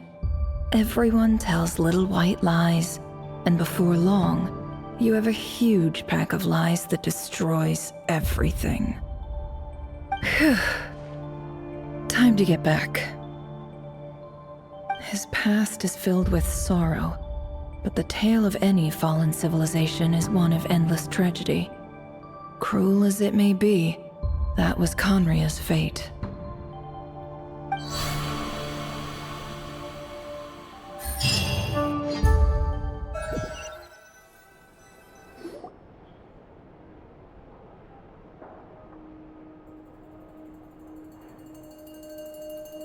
Everyone, I'm back. Can I get a standing ovation? Never! How are you holding up? Feeling okay? She's fine. Boss is a pro. Yes, I'm fine. You will have seen the events of Rarir's life through my thoughts. It's now clear that he is just a regular nobody, driven by personal tragedy, as he said himself. I mostly agree. There's only so much we can know about him from his memories alone, but they did give us a clear glimpse into his life in Conria. However, I would not consider Rarir to be a nobody. He was deeply involved in the events of that era. Yet, when the catastrophe of a generation strikes, nobody is safe. Sounds to me like you're speaking in riddles again. Is this you urging me not to abandon the people of Nod-Krai in their hour of need? That's not what I meant. Although I do hope you choose to remain a part of the plan. Without you, the mission ahead will be all but impossible. Then try to remember that I respond better to the carrot than the stick, and I don't appreciate being bossed around. Now, as for you, Missy, you were excellent. You stuck to the rules of the ceremony and kept your mouth shut the entire time. Bravo. Cool! So, can you fill me in on the deets now? Most of what I saw went right over my head. Patience. You'll hear the whole story, don't you worry. But let's meet up with the others first. It will save me narrating it twice. Yehoda? Yes, boss! Let me get that door for ya. That's more like it. For a moment there, I was worried you'd forgotten about the first clause of your employment contract. Forgive my curiosity, but what does the first clause say? It says I gotta do the annoying stuff that boss is too lazy to do for herself. Like opening the door, pouring the tea, yada yada. Is that right? If something is in the contract, it's because she willingly agreed to it. Rest assured that the curatorium abides by the very strictest of labor policies. You don't seriously think I'm cruel enough to treat her like my slave? In any case, I've hardly shied away from my share of the work today. Hope I don't catch Flintz and Varka lounging about in their chairs, enjoying a leisurely cup of tea. There's nothing I dislike more than other people enjoying themselves while I'm hard at work.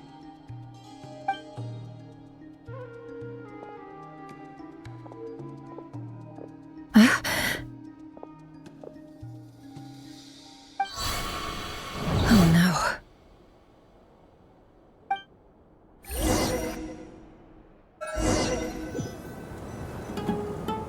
Sorry to disturb you, but we seem to have run into some trouble. Evidently so.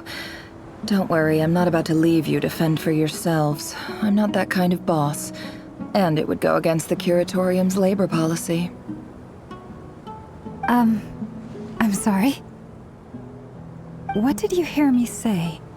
I wasn't talking about labor policy. Wait. How long have I been standing here? Not long. You just appeared by the door a moment ago.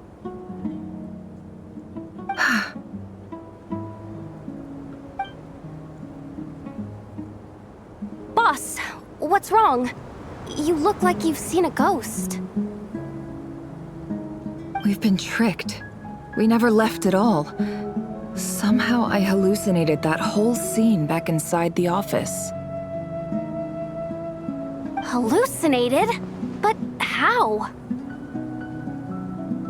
How indeed. This place should heed my will alone.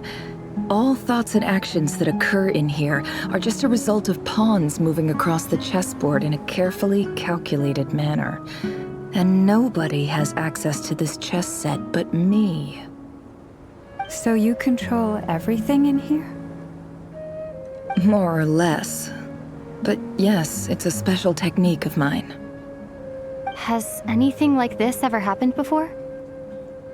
Only once. It was the first time I used the chess set. Is there any similarity between what happened then and what's happening now? I suppose my thoughts are a little turbulent, which was also the case my first time. Is there anything I can do to help? The first clause of your contract clearly states that I only need your help with things that I'm too lazy to do myself. Meaning, you're not feeling lazy right now? Meaning, this is not something Yehoda can help with. The chess set is a personal treasure that I alone understand. I must be the one to find our way out of here. Boss, it's fine. Really. Let me do something useful. Oh, listen to you. Whatever would I do without you, Yehoda? What? Really? Yes, really. Where would I ever find another employee as obedient and servile as you? God forbid anything ever happens to you. Oh, okay.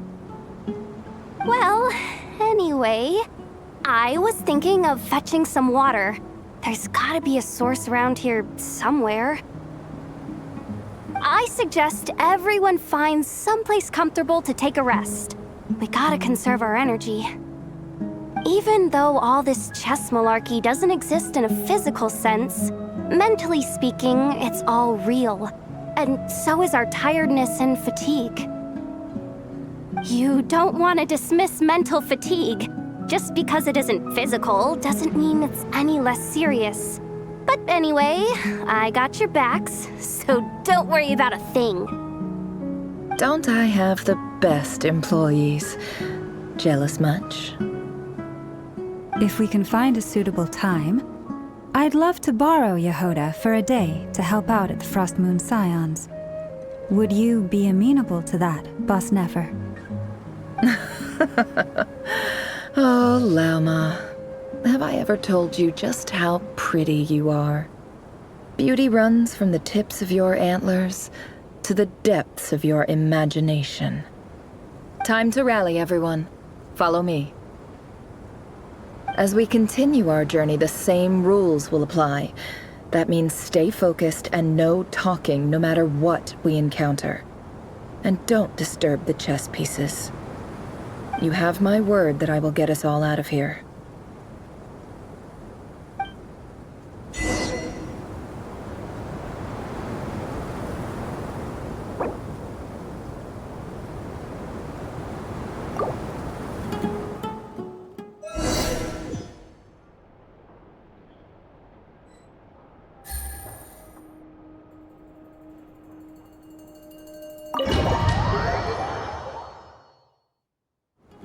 Sorry to disturb you, but we seem to have run into some trouble. Evidently so. Don't worry, I'm not about to leave you to fend— I'm sorry, what did you hear me say?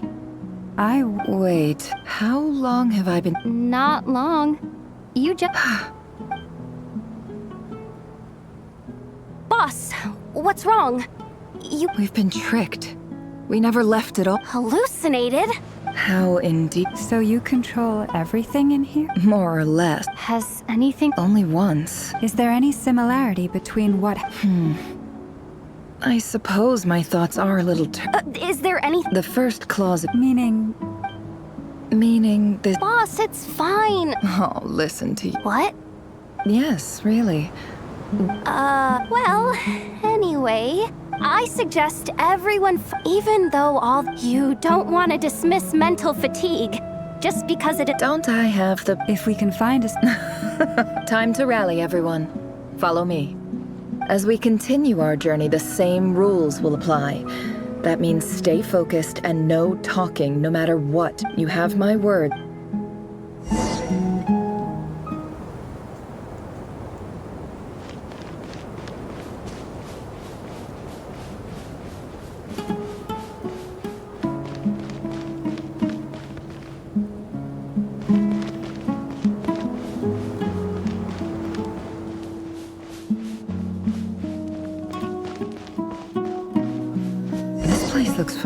here. That's not a good sign. There's someone up ahead.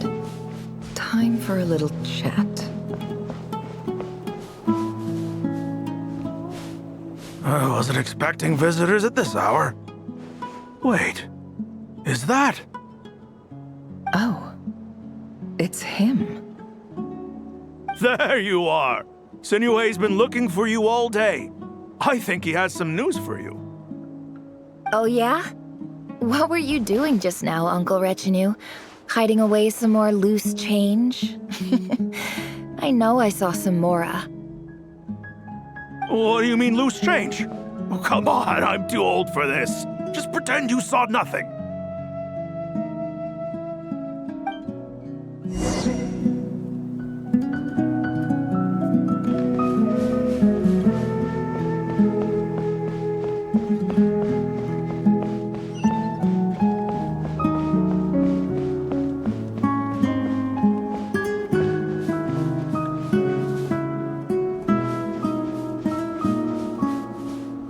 Hey, kid. Mind telling me what Sinuhe's been up to recently? I'm trying to get in his good books and I need a way in. Get in his good books? Why? What do you want with my dad, Uncle Apepi? I've written a new song. I was hoping to showcase it at the next festival, but I'll need his approval. A new song, huh? I'd love to stay and listen, but unfortunately, Uncle Retinue says my dad's looking for me. Well, there's plenty of time and I'm not going anywhere. See that pile of stones? I'll be sitting there warming up my vocal cords. Come find me when you're done. Pile of stones. Got it.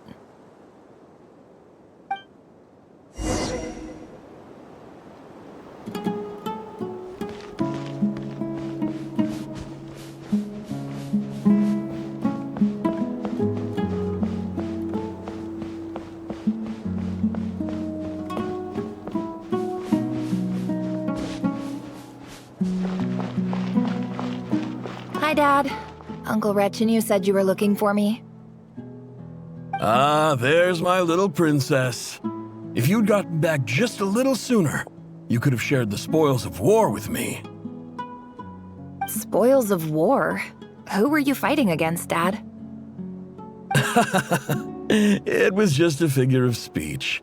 The aftermath of a sandstorm is no time to be waging war.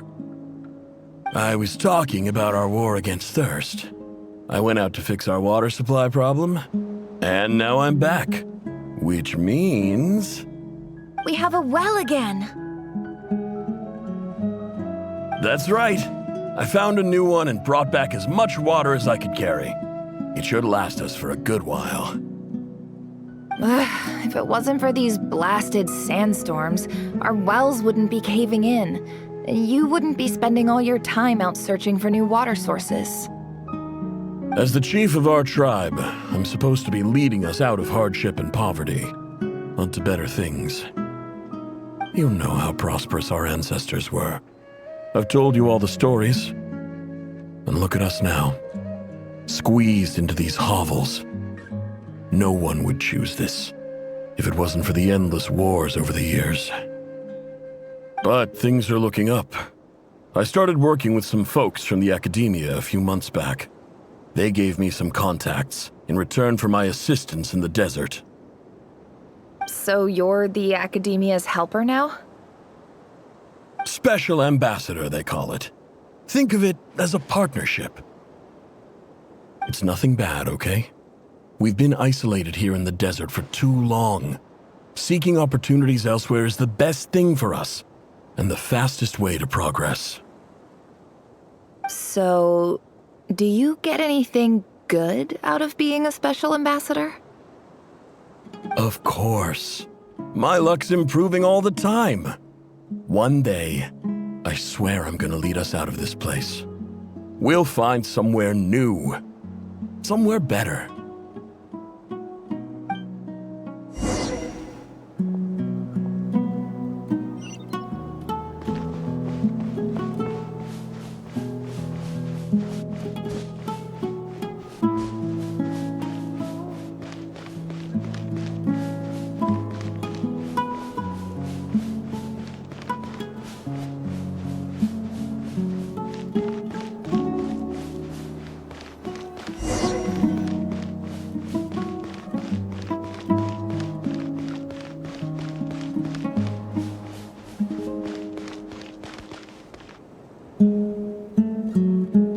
That's our well, and you know it. You stole from us. Well, you've gone from chief to thief, and now you have to face the consequences. Did you really think you could take our water without permission and get away with it? You're either brave, stupid, or both. And that Special Ambassador Act? Yeah, nice try! We spoke to the academia. They said it was all news to them. You're a liar and a cheat!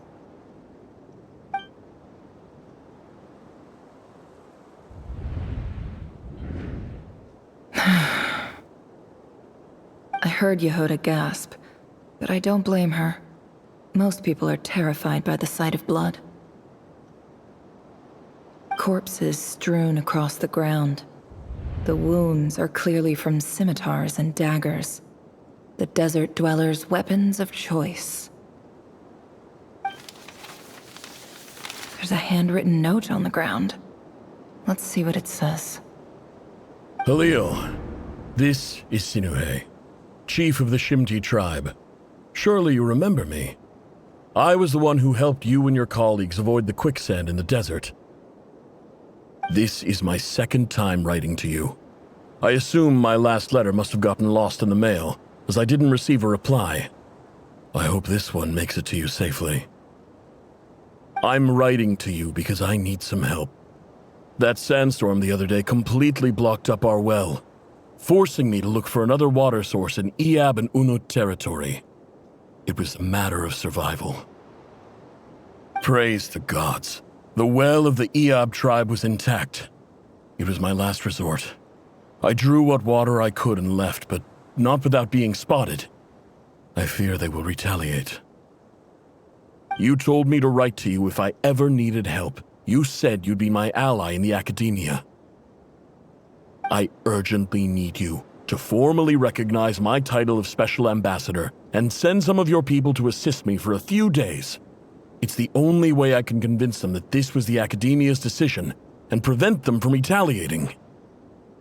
This is an emergency. Please send help as soon as possible. Looks like this letter never got sent. The writer died a grisly death, and the letter was trampled into the ground. It's badly defaced. Some parts are barely legible.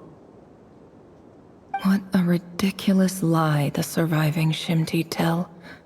Their whole village was butchered over a sip of water.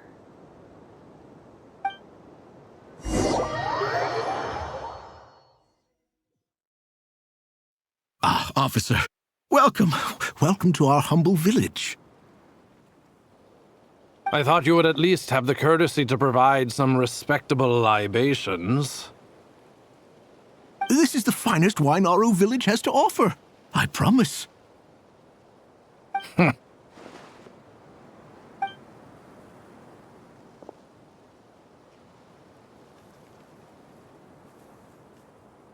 The Academia has agreed to reserve a single space for a candidate from your village. But I remain skeptical of this entire endeavor. I highly doubt anyone in this desert possesses serious academic potential. Please, have faith. If not in us, then in our God. The child we found shows great promise. I beg you, take her away from this place. Give her a chance. Don't let her talent go to waste. I don't recognize her. New arrival? She showed up here a few days ago and we took her in. She's a really bright kid. Please help. I'm begging you. So, where are you from? Nowhere special. Just a... What about the rest of your family? How many of you are there? Nowhere special. Just a sand dune. Just the one. It's only you? Correct. So, no brothers, no sisters, no mother or father? Any who have slept on a bed of sand, I call my brothers and my sisters. Apart from that, I have no family. All right. Get over here. Sign your name on the form.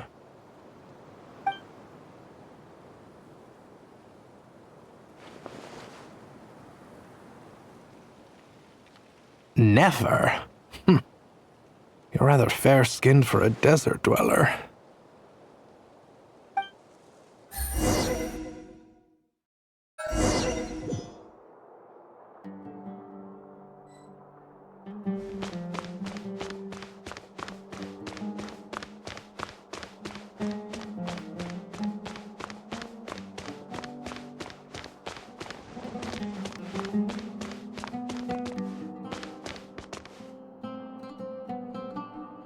Nefer, this term's assignments have been issued already. Please read through the materials thoroughly, conduct your own additional research, and then write an essay on the topic. Yes, Professor, I'm aware.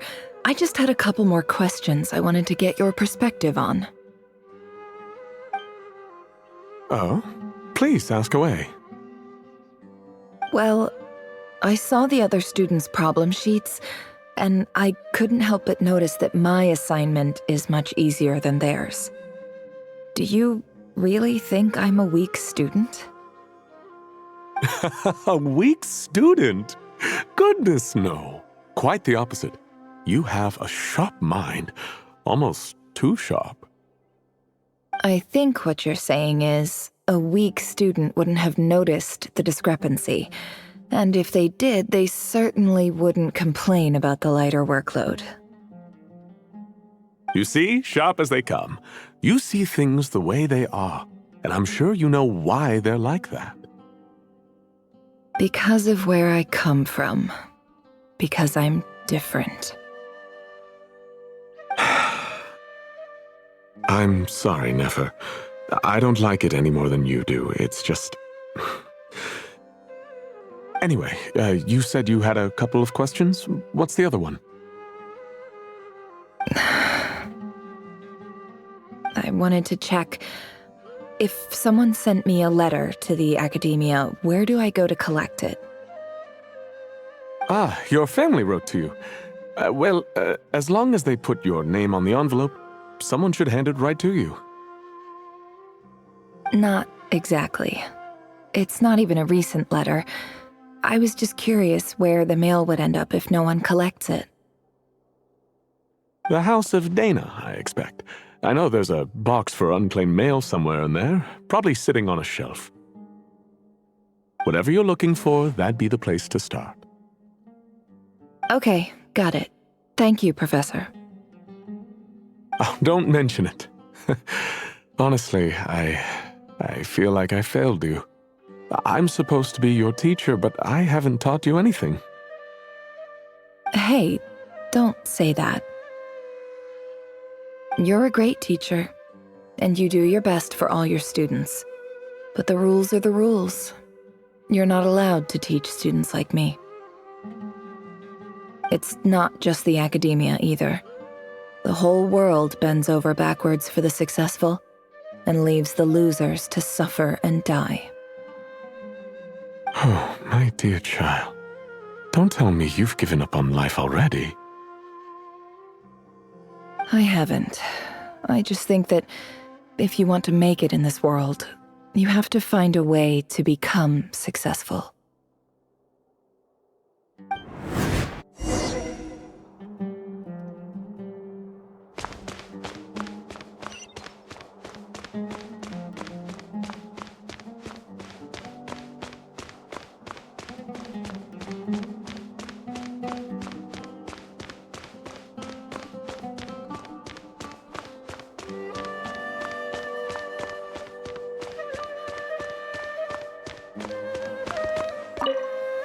This must be it. A big cardboard box full of unclaimed mail. And probably some letters that ended up here by mistake, too. Let's take a look.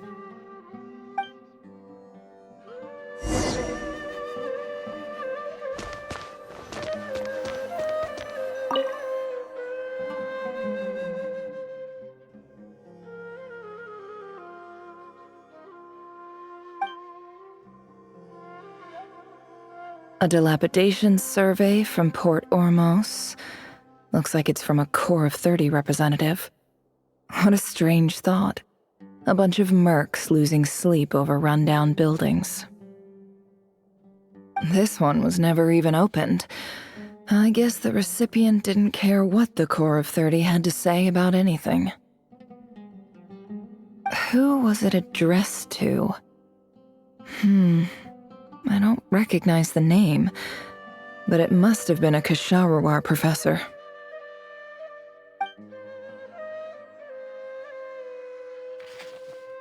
This one is addressed to the Immorta Sage.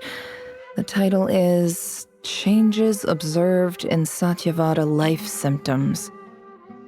Why do all these letters read like full-blown dissertations?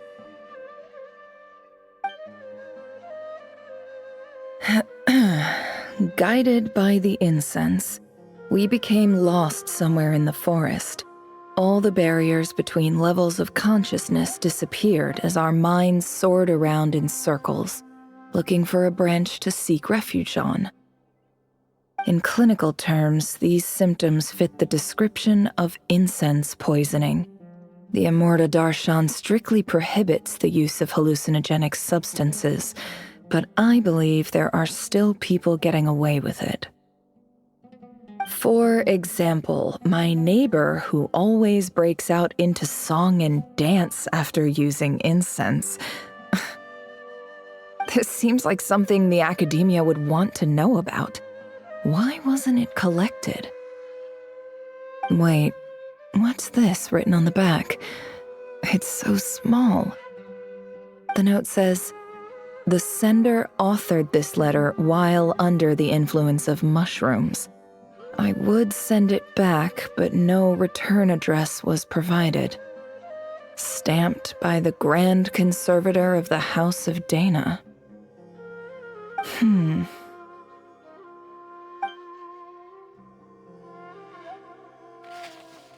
This next one is addressed to Grand Sage Azar. A few words of protest regarding recent changes in Sumeru's educational policy.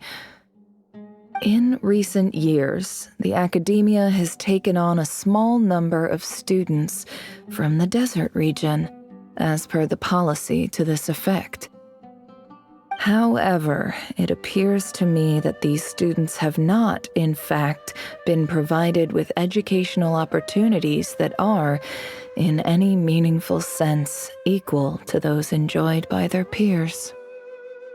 As well as receiving dumbed-down assignments and perfunctory tutoring, they do not even have full access to the Akasha system. Education is the fundamental purpose of this institution, which should go without saying in a nation whose founding virtues are knowledge and wisdom. I ask you, is the lip service we pay to the policy of education for desert students truly the standard of pedagogy to which the academia aspires? As Grand Sage, policy decisions are your prerogative, but do not forget your roots. You and I were once students too, as was everyone else in this institution. I do hope you will give some serious attention to this matter. I encourage you to discuss issues like this with myself and others, and listen to some alternative opinions. Great letter. Shame it didn't get to where it needed to go. And the sender is... Sage Cyrus of Spontamod. I didn't realize anyone else even knew how bad students like me have it in this place. So this is where letters from the Sage of Spontamod end up? Nice one, Grand Sage. Really enlightened leadership. Whatever. This isn't what I came here for. Moving on. I'm not exactly holding out hope that a letter sent from the desert would even make it here. But if it did, Where else would it end up if not in this box? I can't believe how much discarded mail there is. Must have been years since someone last went through it all. And this is just one box. The whole house of Dana is boxes on shelves. I don't believe for 1 second that any human being has sat down and read through all the documents in this place. Who has that much free time on their hands?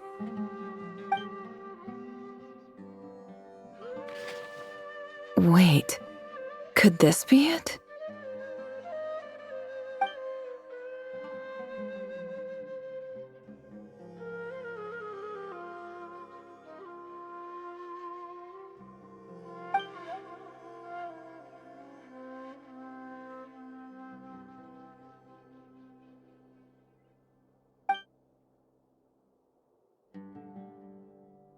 Greetings, Halil. My name is Sinuhe, chief of the Shimti tribe. I was the one who came to you and your colleague's aid when you ran into trouble in the Great Red Sand. I don't know how well you remember it now, but I brought you to safety and gave you some water and other supplies. You seemed very pleased and told me your name. In my tribe, learning a person's true name is serious business, and I therefore see you all as friends. You were kind enough to leave your contact details so we could stay in touch. The Shimti tribe lives a harsh, nomadic existence in the desert. You were sympathetic towards my plight, promising to make me a special ambassador of the academia and help us find a way to make a better living. This brings me to my reason for writing. Our tribe has fallen on particularly hard times, and I would like to ask for your assistance. There was a terrible sandstorm a few days ago, which blocked up the well in our land. To ensure my people's survival, I had no choice but to venture into Iyab and Unut territory in search of an alternate water source. The Iyab and Unut are descended from the Thamudians, while we trace our ancestry to Tulatala. We worship the Lord of Flowers and have had relatively good relations with our fellow tribes up until now. I found a well belonging to the Iyab tribe. They declined to help us, but I really had no other option, so I took some water to keep me and my tribe alive. My actions are certain to incur their wrath. When we met, you assured me that you would be my ally in the academia. I would like to take you up on that offer, because I really need your help. I wonder if you could send an academia representative to meet with me. That aside, the last time you were here, you mentioned that the academia had started accepting students from the desert, and I told you a little about my daughter, Nefer. We have next to no resources here in the desert, and my power and influence are limited. Would you consider enrolling my daughter at the academia? She is a smart girl. I know she won't disappoint you. From the outset, the academia never took you seriously. Those things they promised were just empty words. I doubt they even remember the name Sinuhe. And you were so emphatic that your luck had finally changed for the better. You swore you'd lead us to a better place one day. You spoke with such conviction, like you were the most powerful chief in the whole desert. You liar. You lied about everything. You promised the world and delivered on none of it. And who fell for it? Just me, by the looks of it. Despite your best efforts. Which makes you a pathetic liar. You weren't even any good at it. I think I'll take over from here. Let me show you how it's done.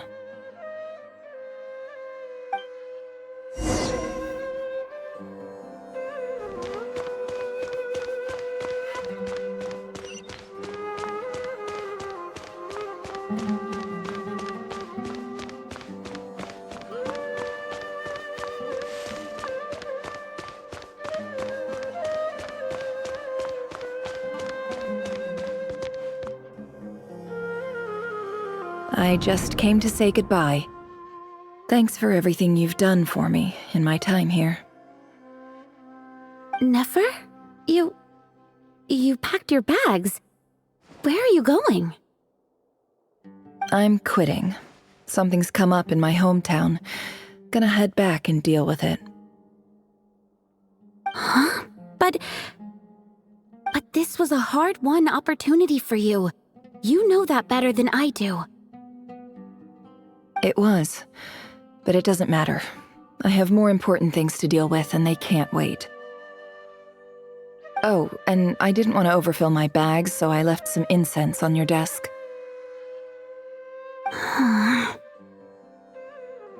What's wrong? I thought you liked incense. Although, I did read somewhere in the House of Dana that it has hallucinogenic effects. Don't use it all at once, all right? Isn't this the stuff you brought from your hometown? You're just letting me have it? But you said it's a rare and valuable commodity. Yeah, about that. I lied. It's not rare at all. There's this bunch of ruins near my hometown that are practically overgrown with this plant. It's not worth much. Keep it, it's fine. But Nefer... All right, that's all from me. You take care.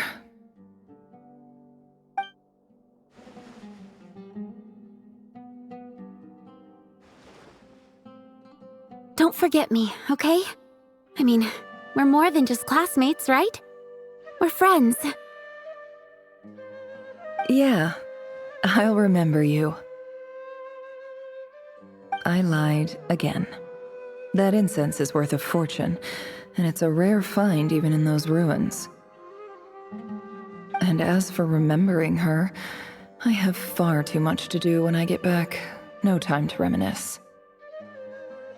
I'll be lucky if I even make it through this alive. But either way, I expect I'll forget you pretty quickly.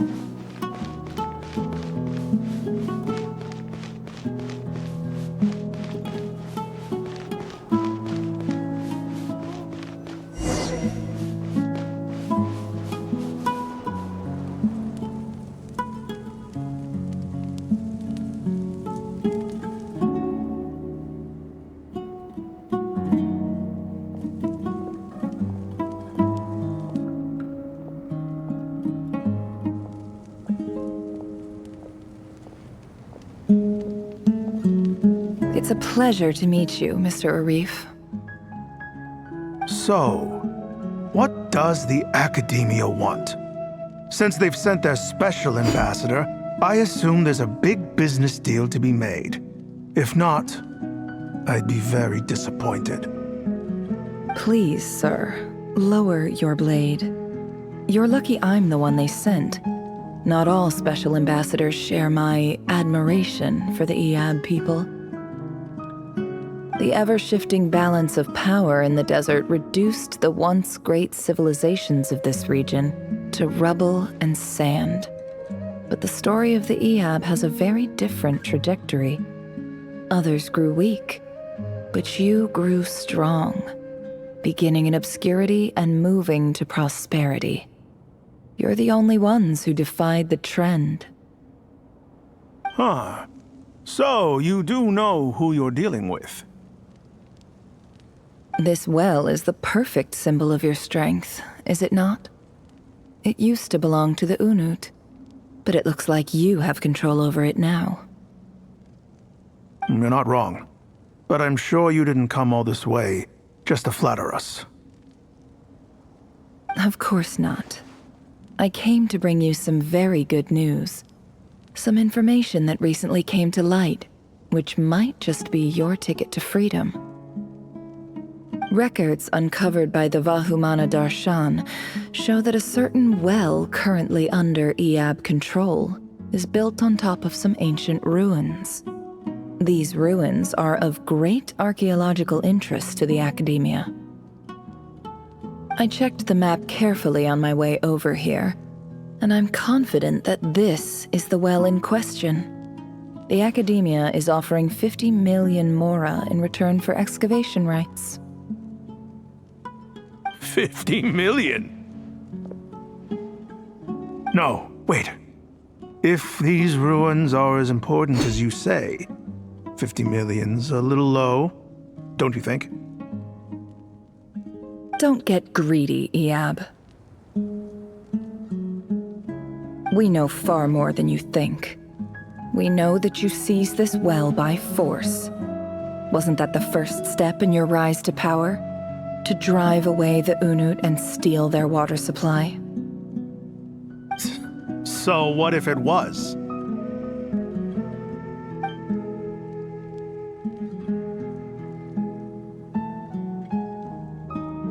Don't worry. As unscrupulous as it was, it's something we're willing to overlook. The Academia is only interested in dealing with the de facto power holders in the region. I hope I am making myself clear. And I hope your words are the truth. If I find out the Academia is trying to play me, I'll hunt down every one of your people and make you watch as I cut their heads off one by one. I assure you, Chief, that would not be in your long-term interests. You don't want to make an enemy of the Academia. You see how I'm dressed, don't you? I appreciate that you've never been to the rainforest, but surely even you recognize an ambassador's attire when you see it. And what does a barbarian like you have to lose anyway? You really think the Sumeru Academia would bother to come all this way just to lie to you? We have more important things to worry about. All right, I take your point.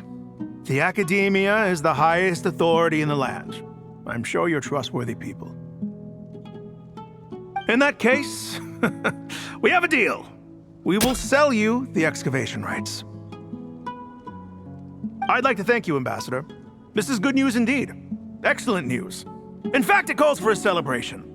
Would you do us the honor of staying a while and enjoying some Iab hospitality? Gladly. I am partial to wine myself, and I trust you are as well. So let's indulge in a few drinks together, in celebration of this momentous occasion.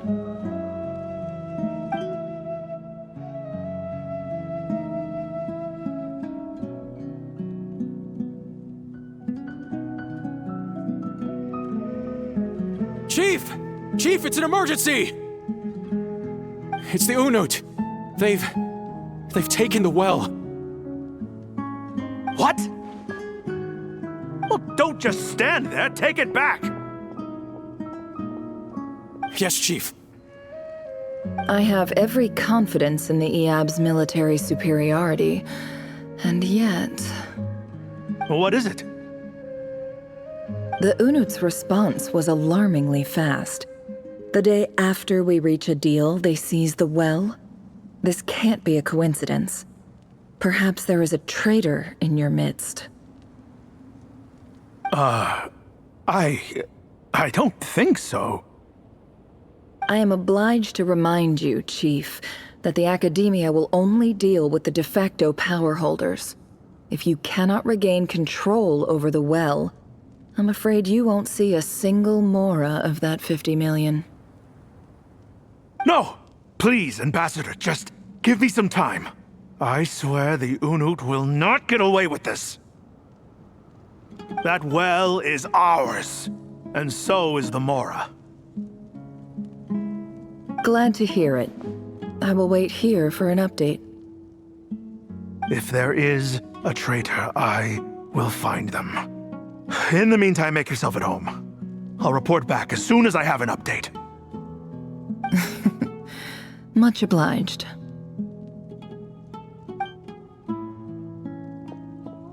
Wow. All it took was a few words and I've got him wrapped around my finger. What an amazing feeling.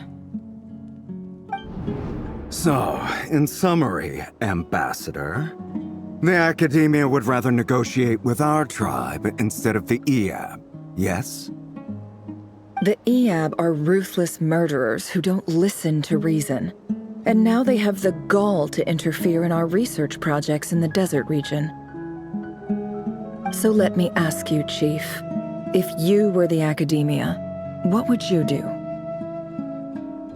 Kill them all, of course. Precisely. The Academia does not tolerate those who stand in our way. The Eab have held back our academic pursuits for too long, and our patience is wearing thin. At the same time, there is simply no way that the Academia can be seen to be intervening in desert affairs. I'm sure you understand where I'm coming from. We have our own rules out here. If the rainforest dwellers raised arms against a desert tribe, it'd start a bloody war. Right. We can't confront them ourselves, but we can support their enemies. The Unut have always had strained relations with the Eab, which makes you our natural allies. Natural allies. Weren't the Eab your allies once? You were quick to send them after us to protect your interests back when we stole that water. And now look at you. You're at each other's throats. Let me be clear.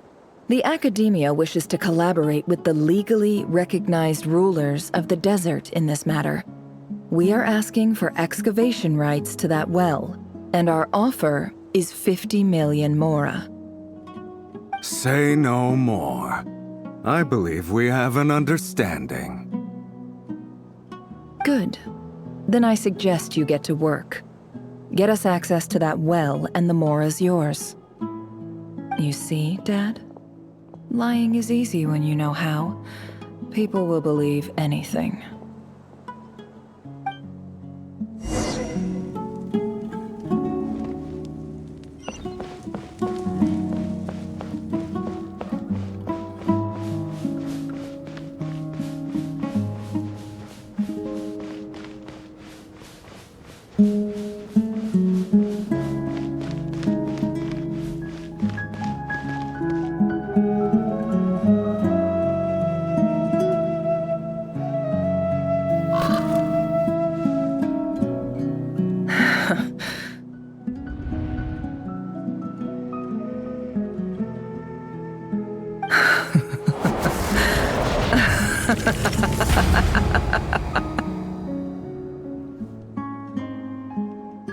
Look at yourselves.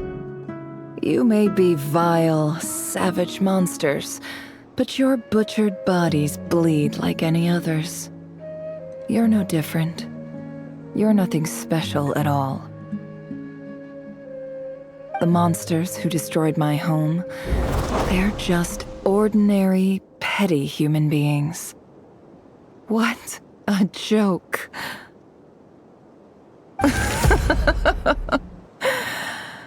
I think we're even now.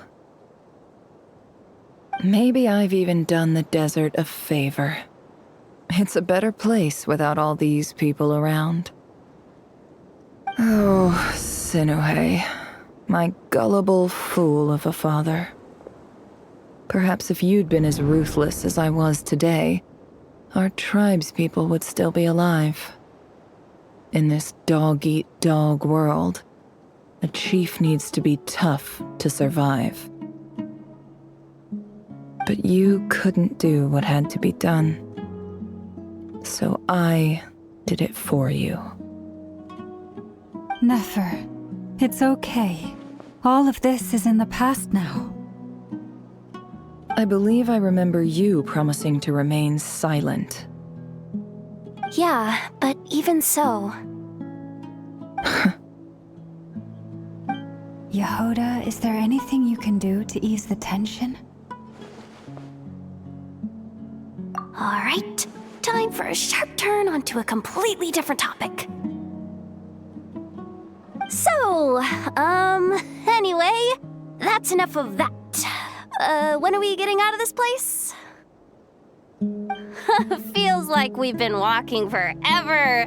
I'm getting pretty tired. Oh, Alma, you tired? Yes. If we can find somewhere to sit down, I could certainly do with a rest. It's not far now. There should be a temple just up ahead. Yes. Really? A temple? That's where this story ends? I guess that's how things go in the desert. Desert dwellers can never escape their destiny. Or so everyone says. I never wanted to believe it, but looking back now, I'm as desert as they come. You mentioned a temple. What's waiting for us there? My biggest trade secret of all. Ah. Then I'm guessing it's where you got your power from. The power to peer into other people's minds. I didn't know you were clued up on any other religions. I'm no expert in the history of Sumeru, but since you come from the desert, I would imagine it has something to do with King Deshret. Sounds impressive. Oh, I know who you mean.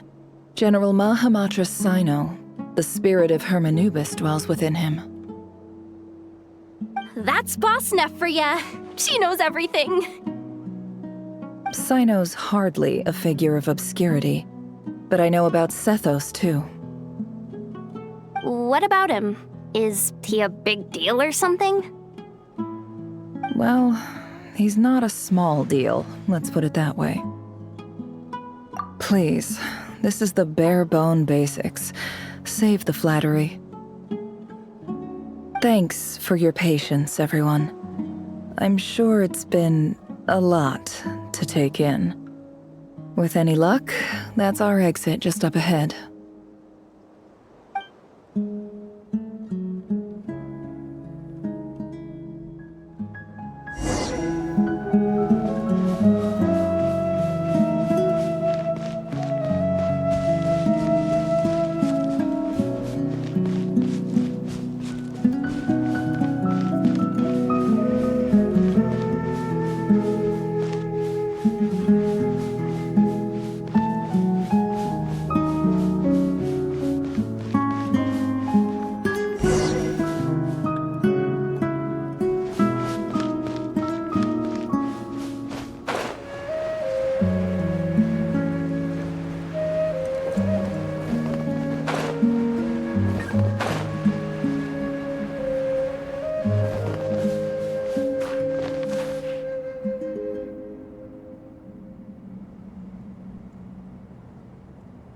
Uh-oh. Uh-oh. Uh-oh. I'm totally out of my depth here. I don't have anything to add about any of this stuff. Like, look at that statue, for instance. I want to do the whole name-dropping, this girl knows her stuff thing too, but I've never seen anything like it before. A statue with the head of a bird. That's Thoth, the Ibis King, one of the 7 pillars of King Deshret. The legends say that he, the Crocodile King, and the Goat King were the 3 retainers of King Deshret. Let's take a look.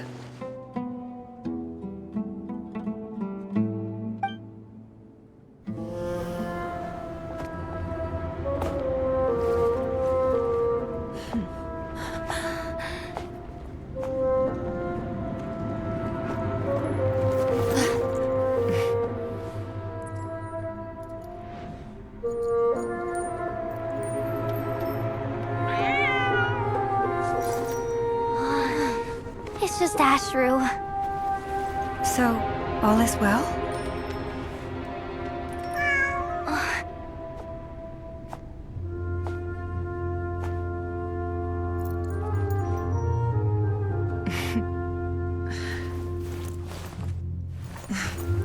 Typically speaking, at this point, the world disintegrates. Then we find ourselves back in the outside world. Besides, these are my memories. There's nothing to fear. You're sure? Of course. It's almost over.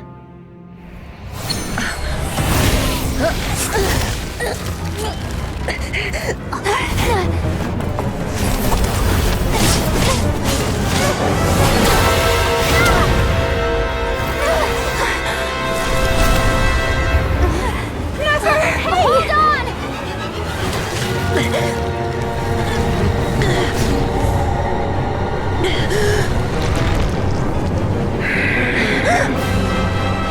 Knowing too much is always a death sentence.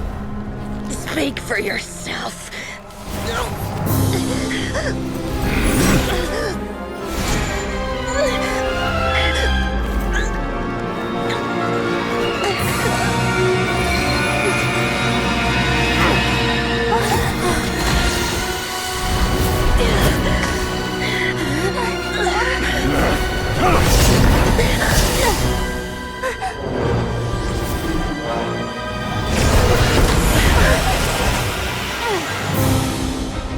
How repulsive.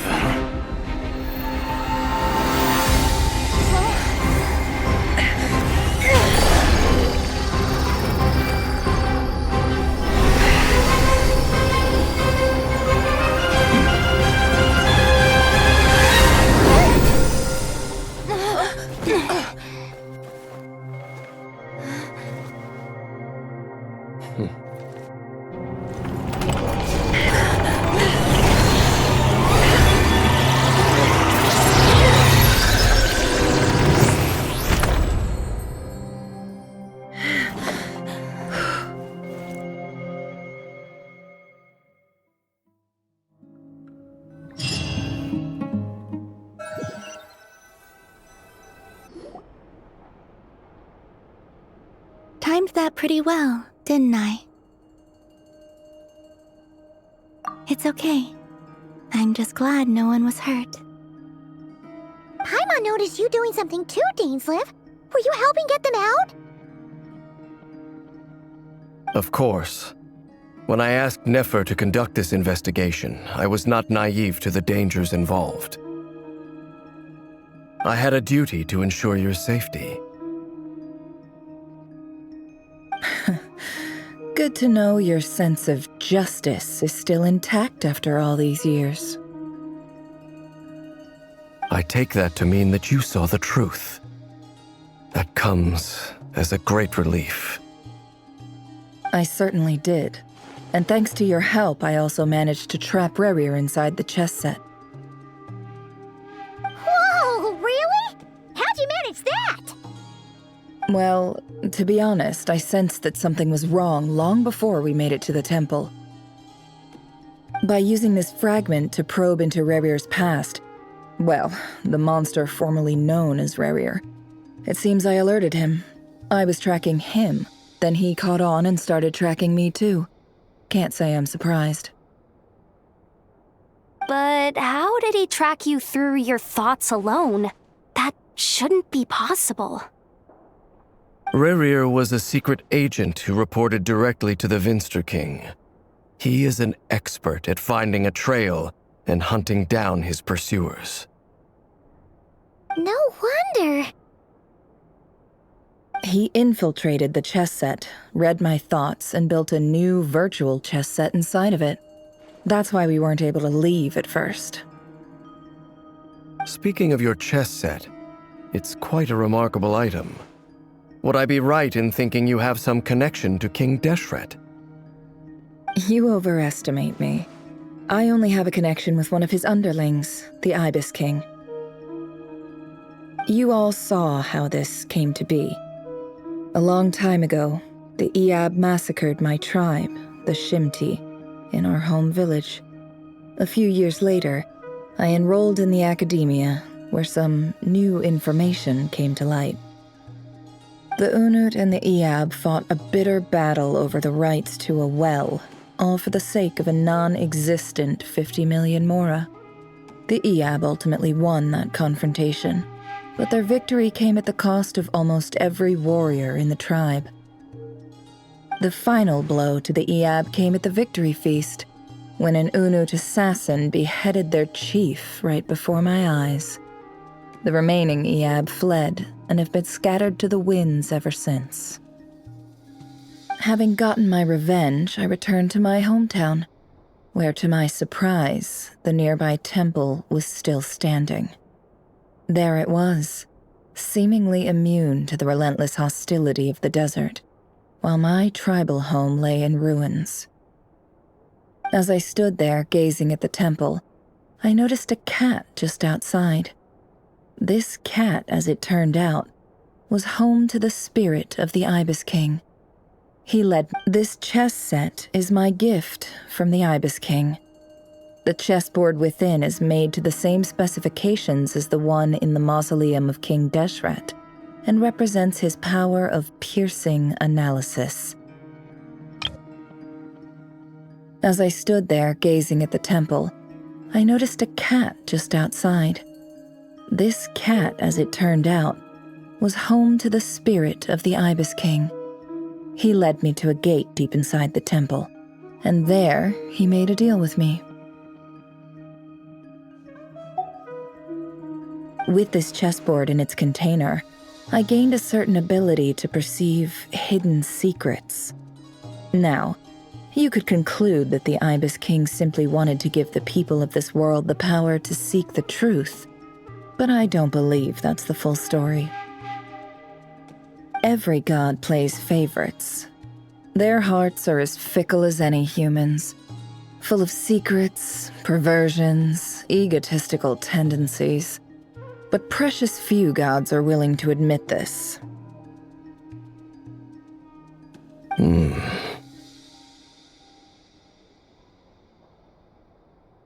It is the same with all powerful forces, including fate itself. Their gaze falls preferentially upon a select few. As you rightly point out, this is an act of favoritism. If you're alluding to the Abyss, then yes, I agree. Gather the others. It's time to share everything I've learned.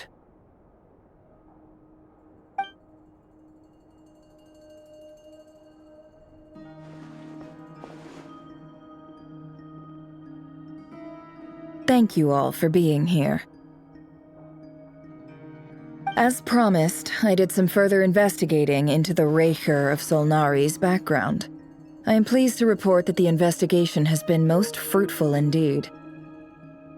The Raker of Solnari, real name Rerir, was once a Khanrian subject who served the Vinster King. I will now share the important details of his story. Please save any questions or comments for the end.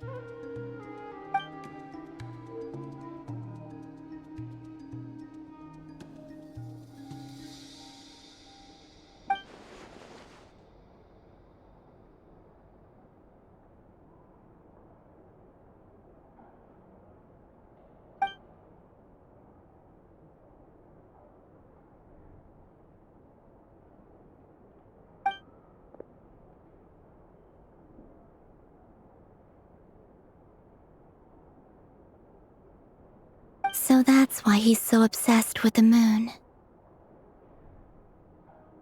A tragic tale, to be sure. But it does not excuse his many transgressions. No matter how much Rerir suffered in the past, the fact remains that he is what we know today as the Wild Hunt, wreaking havoc upon innocent lives in Nod-Krai. He becomes more dangerous with each passing day. If left unchecked, it is simply a matter of time before all of Teyvat suffers the consequences. This is a threat that the Knights of Favonius cannot ignore. A question for Miss Columbina.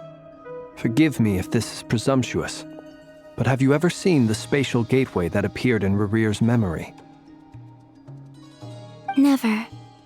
But I have heard stories of something called the Moon Gate, and this seems to fit the description. Miss Lauma, any thoughts on this? In the lore of the Frost Moon Scions, the moon is believed to hold many secrets.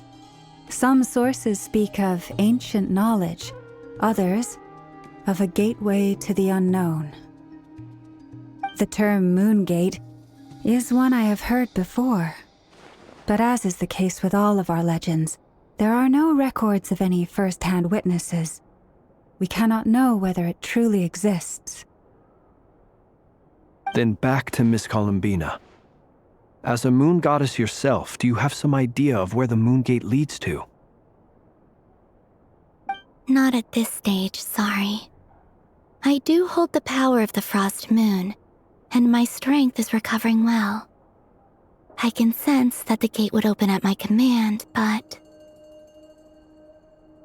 But there's more to the power of the Frost Moon than that? Yes. A moon goddess has the right to open the Moon Gate, since it is a path to the moon. But as Nefer mentioned, holding open a spatial gateway takes a huge amount of power. And right now, I need to conserve my energy to fight the Rahier of Solnari. I'm afraid this is one mystery we may have to leave unsolved for now. I agree. Better to save your strength. But if you'll humor me for a moment, I have a bold conjecture of my own regarding the world beyond the gateway. I highly suspect that neither Tholindis nor Rerear made it through unscathed. The evidence pointing to this is the fact that the Rahier of Solnari exists in the form of countless fragments. With the abyssal power he wields, no ordinary foe can touch him, let alone tear him to shreds. And yet, the wild hunt proliferates wherever his scattered fragments lie, drawing hordes of monsters to many different locations across the land. So your theory is that Rerear was physically torn to shreds by some powerful force? Hence, why the wild hunt is a distributed phenomenon, rather than a unified one? Makes sense to me. Explains why the wild hunt is so pervasive, and why he's been trying to piece himself back together. He was whole to begin with, and he wants to be whole again. Without the power of the Abyss on his side, he almost certainly would have perished the moment he was torn apart. But the Abyss, much like a curse, has kept him alive. I could not agree more. The power of the Abyss is most surely a curse. It is a compelling explanation, and one that accords with my present understanding of Abyss creatures. Whether the life form in question is primitive or advanced, if a curse has extended its lifespan unnaturally, it will continue to survive in spite of everything. This raises some interesting questions. I will run some experiments and see if there is any validity to my suspicions. That being said, regardless of whether my research bears fruit, I would like to thank Miss Nefer for conducting such a thorough investigation. Already, it has greatly enriched my understanding of the entity we face. My pleasure, Mr. Albedo. I too hope that the information I have shared today proves useful as we look to formulate the next stage of our plan. Hey! What is it, Dainsleif? You look really upset! It's just... when I think of the man I once knew as Rerear, I struggle to understand why things had to turn out like this. The two of you used to be friends, didn't you? I don't know if these words will bring any comfort, but my heart goes out to you.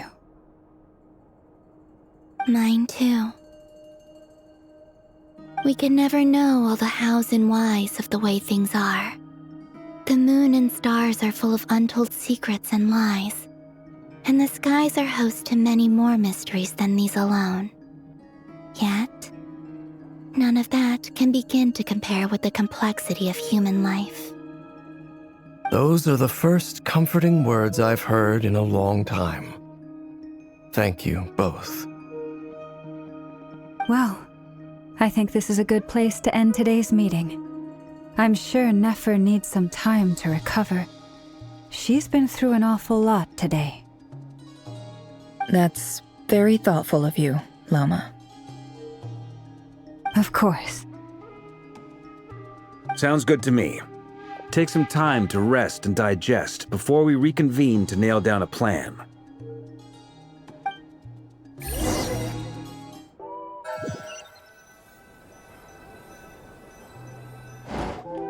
Hey, is this a bad time? Hope I didn't kill the conversation.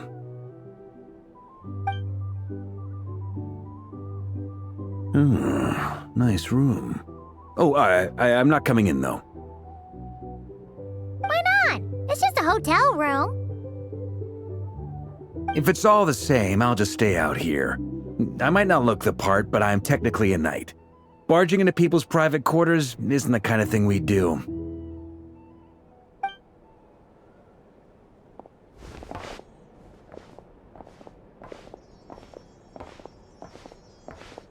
Anyway, Nefer went back to the curatorium to get some rest, but before she left, she shared some things with me that I thought you should be aware of. Firstly, although she managed to trap the Raker of Solnari inside her chess set, there's no guarantee that the power of the Ibis King is any match for one of the 5 sinners. Their powers are beyond our comprehension. It's only a matter of time before he finds a way to break out. We have to come up with a plan and take care of him before that happens. Honestly, Paimon figured that might be the case. So, how long have we got? Well, I asked her that same question. She talked for a long time, but for the most part, it seemed like she was trying to convince me how precious her chess set is. What a long and storied history it has. It felt like some kind of sales pitch, you know? The kind where you end up handing over Mora against your will? Anyway, after all that, she finally answered the question. 2 days, at most. 2 days? Holy moly! Can we even recruit enough help in that time? That remains to be seen. Which brings me to the second issue. Dainsleif is obviously conflicted about this whole thing. But given how little time we have, there's no way we can pull this off without his help. You have some history with him, right?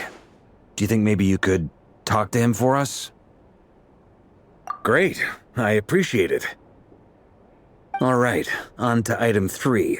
So, Albedo, Durin, and I put our heads together and came up with a plan. Can't promise it's gonna work yet, but at least it's a start.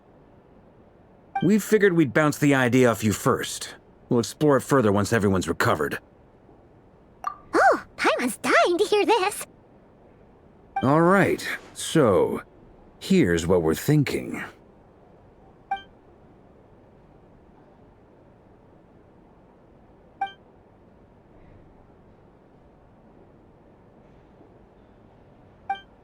We felt a little uneasy about roping you into this. I mean, firstly, you're not locals, and secondly, none of us are your boss. You're well within your rights to refuse if you so choose. Roping us in? Why would you even say that? We know the stakes here. It's all of us against the Raher of Solnari, or none of us stand a chance. I choose my words very intentionally, I'll have you know. I like to think there's an art to striking a down-to-earth tone even when the stakes are through the roof. Sir Varka, I have a few thoughts about this plan. I'm all ears. I think we can be more flexible with how the roles are allocated. In my view, the most sensible lineup would be like this.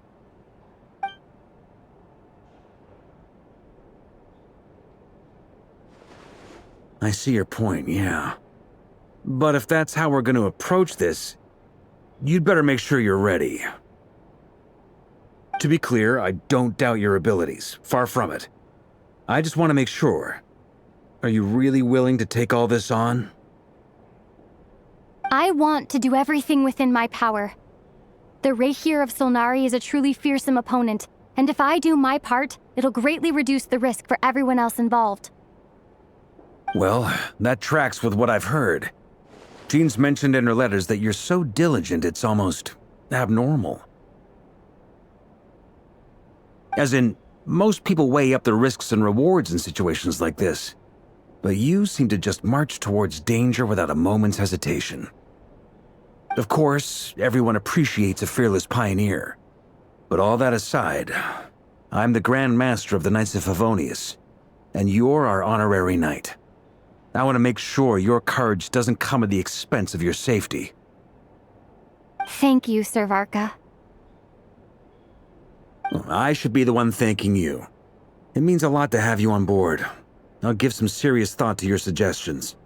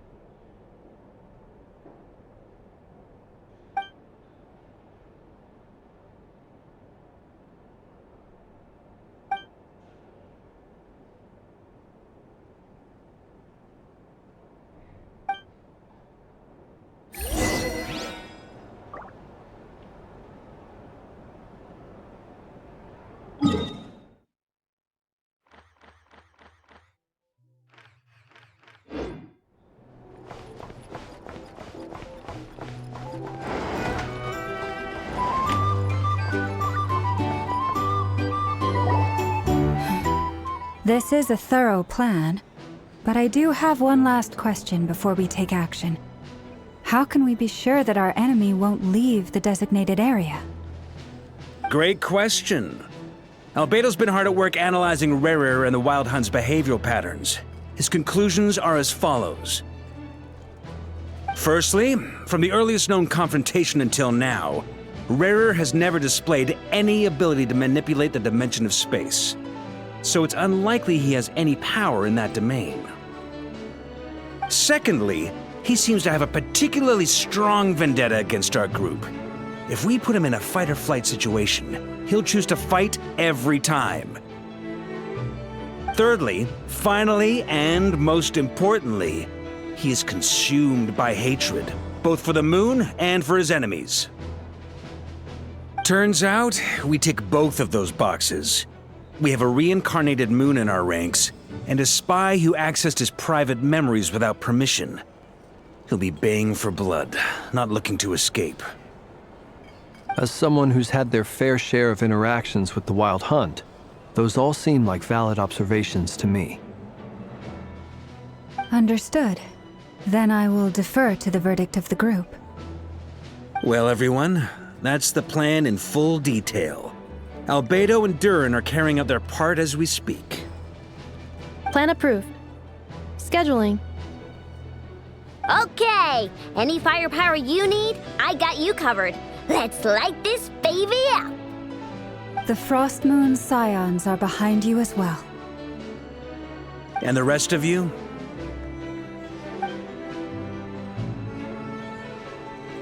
No objections? All right. Then it's settled. This is the plan we're going with. Next up, an old tradition of mine. Anyone who wants to back out, now's your chance. Wait, we can still back out of this? Everyone says things they regret, right? I don't want anyone feeling trapped because their mouth said yes before their brain had time to think things through. A very people-first approach. I hear that's common practice in the Knights of Favonius. Heh. Who'd you hear it from? D-Luke? Shh. We don't use people's real names at work. This contact will be known only as Owl, please and thank you. This plan can only work if everyone does their part. Flint's and I will absolutely support it. We shall indeed. You'll be glad you accepted our help. Also, you are the last person I expected to see here, Miss Dory. It's not often I get called Dory in a work context. My peers usually call me Lord Sangamabe. So, the longer your name, the higher your net worth. Is... In that case, Mr. Flint's here must be worth a fortune. That's right, I know your full name. It's... The walls are thin here. I'd appreciate you keeping that a secret. So, the longer your name, the higher your net worth. Is that the idea here? Okay, fine. I'm actually only here as a favor for someone else. Do you have any idea how much it would cost to hire me otherwise? Oh! Does this mean someone out there actually has the power to boss Dory around? It most certainly does not. We have a long-standing and mutually beneficial business partnership. She's actually the mom of a friend of yours. Said mom supplied me with a great little trinket, but now that lady's ruined everything. If I don't start building a little goodwill now, my whole business in Nod-Krai is gonna go down the drain! Okay. So what exactly is so special about this pendant? It's a lucky charm that a great mage made for me. We have a business relationship, and she was worried that something bad might happen to me. So, she wanted me to have something that can store power to protect myself with. I finally got it all fully charged up with Kuvaki, and then never went and used it all up at once! Never lost so big in my life! You're right. It was all my fault. I didn't mean to drain all the Kuvaki in the pendant, but I'll make it up to you. You will? Well, in that case, how about you give me your chess set, and we call it even? I knew you'd say that. Well, it's yours if you want it. In fact, take it now, and I'll even throw in a free Raker of Solnari. Deal? You're putting me in a difficult position here. It's a very useful thing to have around, but I have a funny feeling it won't be around much longer. I guess we'll see in a couple of days. Looks like bankruptcy for me. Hey, don't be so pessimistic. See this through and you never know. You might find a new business opportunity on the other side.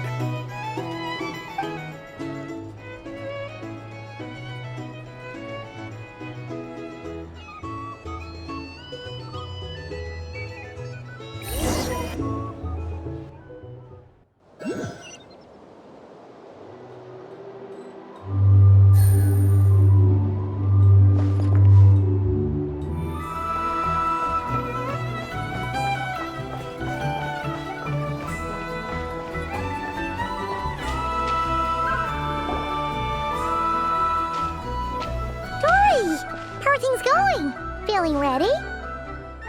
Oh, I was born ready. We only have 2 days. You think Lord Sangamabe would let an opportunity like this slip by? Don't forget, when something's in high demand, the people with the goods on hand get to charge the highest price of all, even higher than the sellers taking advance orders. Ta-da! See? It's right here! Ah, it's so pretty! Did you make it? No, I have a supplier. We go way back, so he made me a very attractive offer. Aha! No wonder you were talking about lucky charms at the meeting. You've been getting Kaveh to make them for you. That's not the full story. It actually started a while back as a project between me and the Dendro Archon. Mage Alice once warned me that this world won't stay safe forever. There may come a day when everyone faces a great crisis. I passed this on to the Dendro Archon, and she secretly brought together a research team made up of Sumeru's top scholars to invent a technology that could keep people safe. I won't go into the details because it's all very complicated, but if you want to know more, you can ask the Dendro Archon about it sometime. Anyway, point being, it was the Dendro Archon who asked Kaveh to build this little contraption. As one of the top Kashara War talents, he was the obvious choice. Took him long enough. He stressed over it for ages. Must have gone through at least a dozen designs before producing a final product. But that's Kaveh for you. Marak delivered it to me a couple of days ago, along with a letter from Kaveh. Could I ask why I'm sending this technology to you? And what's your proposed use case? Has it been approved by the relevant authorities? So nosy. My fault for sending him the research permit to begin with. Surely Nahida must have told him you were involved in this project. He was probably just nervous because you're always so secretive about your business. Could be, could be. Anyway, I just replied, let's hope there never has to be a use case, because it would involve grave danger. Fair enough. But it sounds like he was just being cautious. He probably felt responsible as the one who made it. Or maybe he was asking as a favor for his housemate. He's done that before. Not sure why, though. His housemate doesn't seem to really care that much about this kind of stuff. Either way, all's well that ends well. I'm just glad to finally have my hands on the product. I wouldn't want to be without it, given the potential dangers that lie ahead. Huh? What does that look mean? Paimon's just super surprised. This must be the first time we've ever seen you actually get serious about something. Well, a long time ago, I made a promise to myself. I promised that I was gonna live every day of my life with a big beaming smile. Obviously, Mora plays a big part in that. But there are always gonna be times in life when you have to give something back. That could mean paying back a debt, returning a favor, or showing some kindness. Alice has been a huge help to me over the years. She was the first investor I ever had. And I want my investors to know that Lord Sangamabe is the best in the business. And more than that, no one knows what the future will bring. Whatever happens, I want to make sure the Dendro Archon and all of Sumeru is prepared to face whatever comes. Oh, that? I was just making sure Nefer and I are square. Don't be thinking it was some sort of benevolent act. I'm no saint, so don't treat me like something I'm not. My priority is doing the business that I want to do, so long as my conscience lets me, but it usually does. That's the Lord Sangamabe business model. Alright, if you say so. I do say so, and that's the whole point. I'm a businesswoman. Don't go trying to figure out what kind of person I am. You'll exhaust yourself. Much easier for everyone involved if you just take my word for it. Oh, and could you two help me get this stuff where it needs to be? Thanks so much. You're my favorite assistants.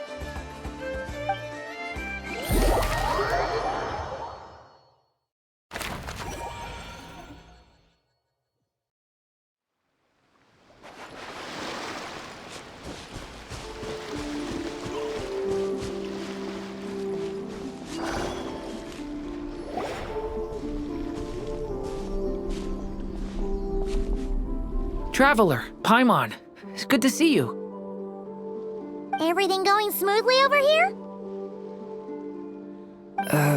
Sort of. As you're probably aware, Varka, Diren, and I captured some abyssal creatures from the Wild Hunt. Per the plan, we dissected and analyzed some samples of these creatures. The process went very smoothly. The findings, however, come with some troubling implications. actually dissect the wild hunt? That depends on your definition of wild hunt and dissection. Harmless, lifeless. These words are accurate descriptions. The wild hunt is an interesting phenomenon. In and of itself, it doesn't seem to possess anything akin to a human personality. But taken as a collective, the medium through which the wild hunt is summoned does appear to have a soul. Master griped a lot about the wise Horoptetyr, and seemed somewhat fascinated with the Faustert Elégie. But she barely mentioned Rerir at all. I don't think that was because of his lower social standing, though. Anyway, it's a pity. I should like to hear her thoughts on the nature of the lifeform he has become today. It's a strange mix. The furious energy of an abyssal being channeled through a fractured physical existence. A consequence of being torn apart by an unknown power. Perhaps the only explanation for his survival in this state is that he sacrificed a degree of individuality in exchange for a continued existence. Oh, sorry. Once I get talking about interesting research, I have a tendency to go on indefinitely. Back to our research findings. Essentially, they confirm my hypothesis. Rerir's corpse is completely contaminated by the Abyss, and the effects are irreversible. You could think of this as Rerir in mutated form. But in my view, even that would be inaccurate. In reality, his whole being has been consumed by the Abyss. In other words, he is now nothing more than a manifestation of abyssal power. Unfortunately, at present, we have no means of completely eradicating abyssal power. Hence, we cannot fundamentally destroy the Rerir of Solnari either. Oh, that's terrible news! So, that's it? We can't defeat him? Not even if we get the power of the Three Moons? Miss Columbina's situation is a difficult one. She can never achieve wholeness when the world does not accept her presence. It's as if her creator banished her to a place she can never be accepted. It means she spends most of her energy just on her own survival. Given the circumstances, it's only natural to despair. But we must see this plan through to the end. Time to kick off the backup plan. Oh, Paimon almost forgot! This is for you. Dory asked us to bring it. Ah, how wonderful. Well, thank you for making the trip. Durin and I will be heading off shortly. I'm sorry I won't be there to protect you in person this time. Please be careful. All right then. Stay safe.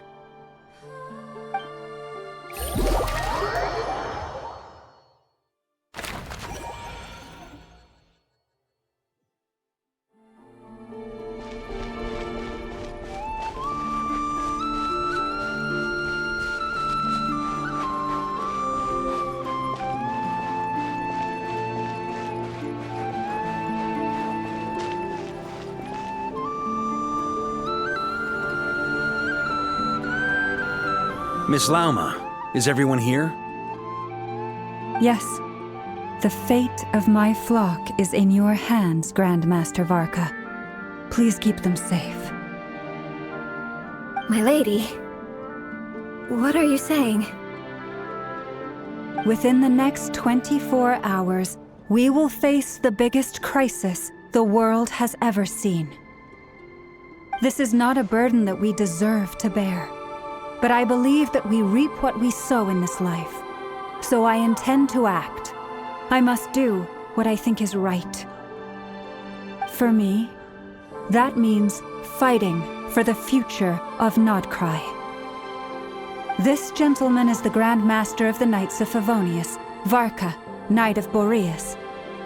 In my absence, please follow his lead. Hey, everyone. Guess I should introduce myself. Well, to start with, I know my way around a battlefield. Biggest strengths are honesty and hard-workingness. Anyway, point is, I don't intend to let Lauma down. I'm gonna do everything in my power to keep every last one of you safe and sound.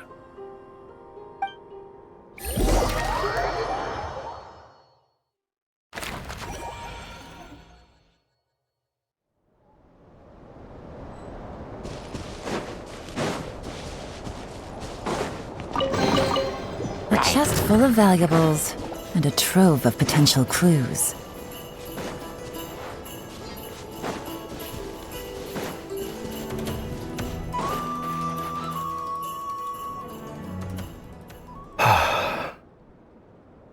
Something on your mind? Miss Columbina, was it? I believe that's how the others addressed you. That's right. Names are funny things. Have you always been called Dainsleif? Yes. I take it your own name has a more complicated history. I have a different relationship with names than other people. To be honest, I'm not even sure that Columbina is my name. At least, not in the same way that Dainsleif is yours. But it's what everyone calls me, and I go along with it. A lot of my life has been that way. I get so used to things that I forget to question why they are so. I never used to think much about where names come from, or what they mean to people. Maybe something's wrong with me. You're different from other people. I sensed it the first time we met. You're more perceptive than most. I'm sure your long life and rich range of experience explains that. Do you ever find yourself missing Conria, Mr. Dainsleif? Difficult to answer. I have dreamed of the past many, many times. Sometimes I'm fighting tooth and nail. Other times I'm lying on the ground, defeated. I don't recall any happy moments from that time. It has been too long. Is that because hatred survives longer than love and affection? That would not be for me to say. I make no excuses for the grudges I bear. But whatever the reason, I remember little that was beautiful or sentimental. Thank you for your help with the Rerir situation. Without your efforts, I never could have learned the hidden truth of his story. You're welcome. I know he's your friend. Friend? He betrayed me. And I never really understood what he was going through in life. Some friendship, that is. Okay. So, do you plan to fight him with us? You see, you're torn. Now you know what really happened. You see the things he's done in a new light. I need some time. Of course. I completely understand. Anyone else in your position would feel conflicted too. Actually, I went through something similar myself recently. Something happened that changed my perspective on a situation. A situation I took for granted at the time, but now I feel very grateful for it. You mean the Harbingers who still support you, even though you've left the Fatui? Yes. I always thought they were only helping me because Harbingers are forced to work together. But then I abandoned them. A warrant was even put out for my arrest.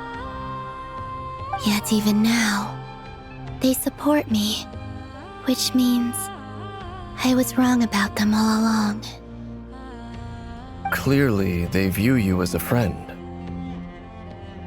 I feel a little guilty now. I regret not seeing their help for what it was, and not treasuring it. I see the guilt that you're feeling now, because I feel it too. Hopefully, talking about it will do us both some good. Have you noticed that the Traveler and Paimon are over there? I think they've been listening. Huh. Shall we say hello? Sure. Hello. Ah! They caught us!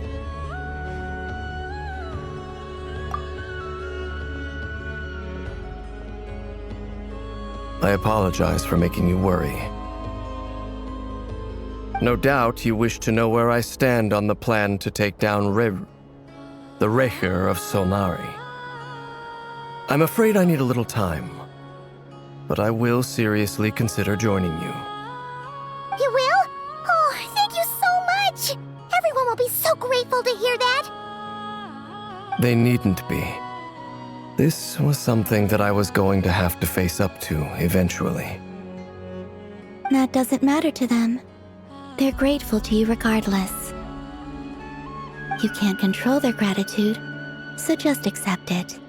And then, have a think about whether you're willing to join us.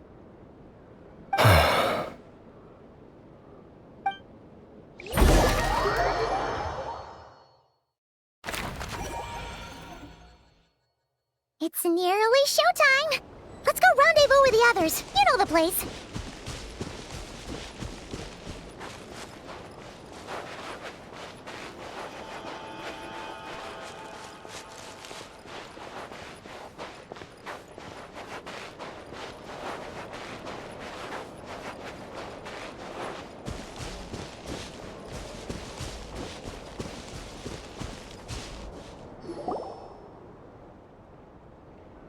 Ah, you're earlier than I expected. Hey, Flint's! Been waiting here long? Not too long. I came a little early so I'd have some time to think. Are you nervous about the battle? Quite the opposite. I'm reminiscing on my past battles. When I was awakened by the Ratniki, I had not touched a weapon in many years. I felt like the battlefield was not where I belonged. But after waging war against the Wild Hunt for so long, I came to realize something. A life of absolute peace is simply not a possibility for me. My restless flame indicates that somewhere inside of me, there is a deep yearning to root out the evil in this world. Oh, that doesn't sound like such a bad thing. Well, in the past, when I was a Fae whose primary concern was hibernation, it was hardly ideal. But it certainly serves me well here in the present, and I am delighted to be able to join forces with you in this endeavor. Looks like I'm not the first to arrive. Ah, Miss Lauma. Did you sleep okay last night? I struggled to settle down at first, because of the nerves. But don't worry. I got enough sleep in the end. I'll be just fine. Please, I'm just doing my part. Never! Over here! Aino asked me to relay a message.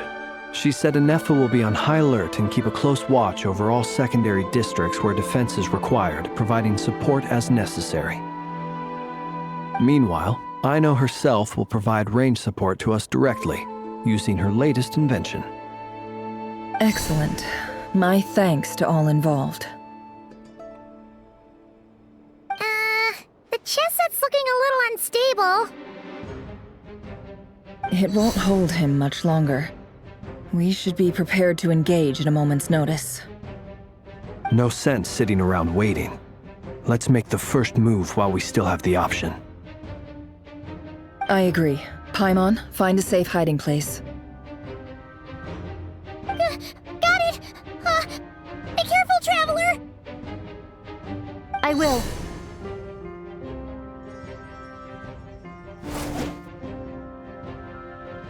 Everyone, take your positions as soon as the battle starts. Every ounce of strength we have in our bones, let us bring to this fight. Ready? Let's go. I've seen all your futile ploys before. You have become the authors of your own demise. I wouldn't be so sure about that. You are merely a moment of sport before I tear down the moon.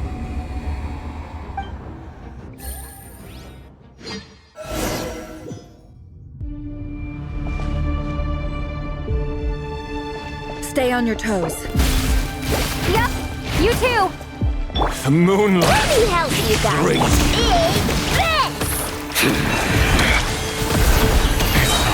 Futile hunting down. It all adds up. Pathetic. It all falls into place. Can't hide the truth.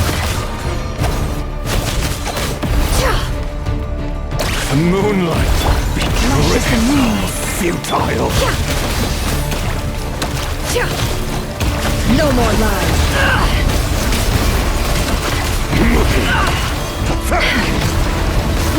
Shameless. It began with the moon, and so shall it end. The moon will protect you.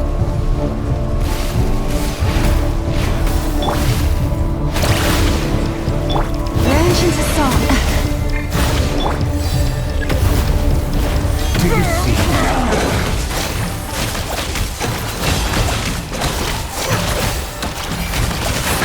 Here.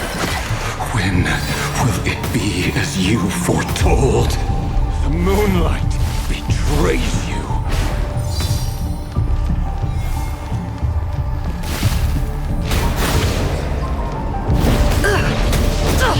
Absurd. Spirit is not welcome here.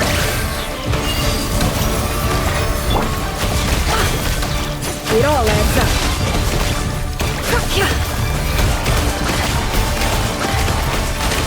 The mystery unravels. No more. It all falls into place. It's all futile.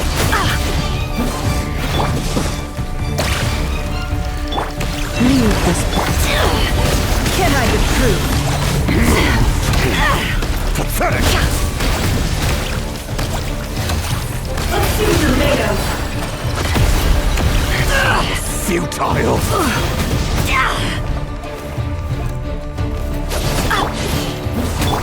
It all. Branches The of song. moonlight betrays. Pathetic. Hunt him down.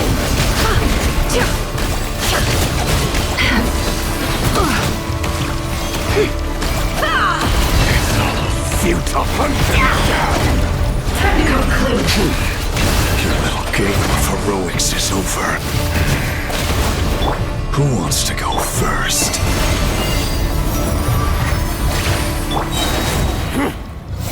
No. Get out of my sight! No! Death is We've within been my separated. grasp! You okay? Never! Where are the others? Stuck outside the barrier. I guess he really doesn't like us. I told you before, knowing too much is always a death sentence. Be careful what you wish for.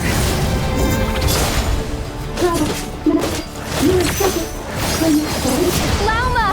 Can you hear me? Silence. But at least I know they're still there. I need to focus. Back to the plan. Remember my most important task. Just follow me. If I can solve it for long enough, the moment will come.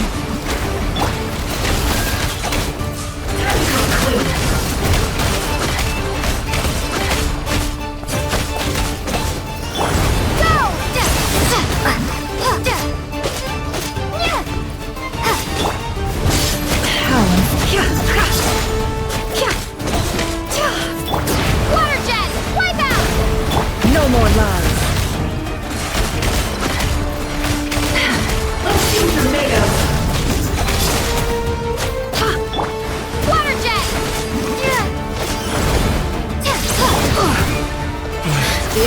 adds up. Let's see what you're made of. The deception ends here. Water jet! Ha! Yeah! Yeah!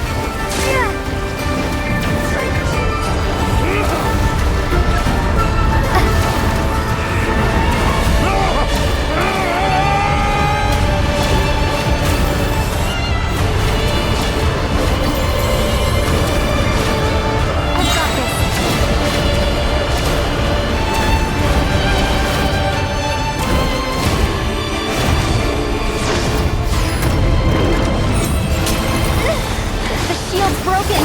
I can't keep this up. Don't push your luck. How much power will it take? Absurd. Go!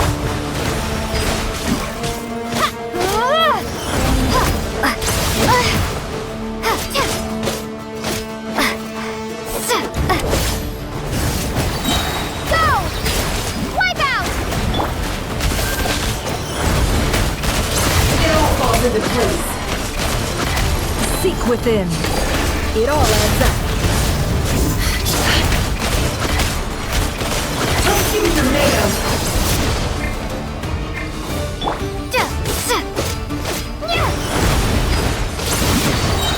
No more lies. Let's see what you're made of. The deception ends here. Water jet! Can't hide the truth. Let's see what you're made of. Let's see what you're made of. It all adds up. Water jet!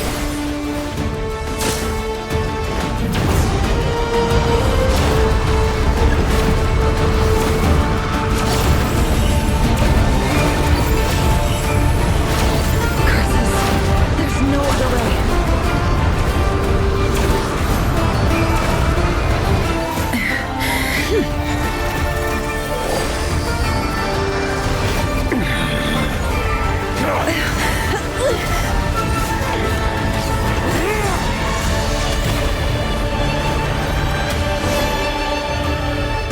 The only way to defeat Rarer is to borrow his own power. That means Columbina will have to disappear while you two bear the brunt of his attacks. You have to hold on. Find a way to keep him focused on killing the two of you.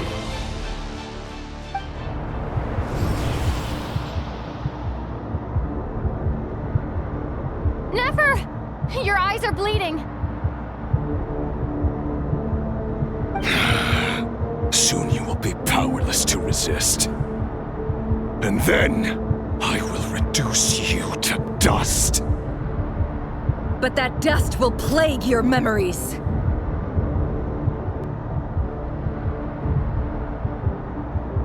Come on, keep holding on. Any other tricks up your sleeve? Let's see them. As entertaining as they are, you've backed yourself into a corner. You don't fool me. I see your fear clear as day. I have to stoke his rage.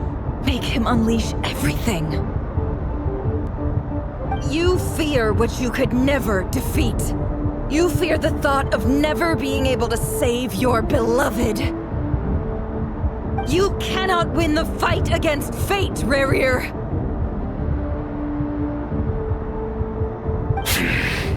Is that what you think? Well, now it's your turn to feel afraid!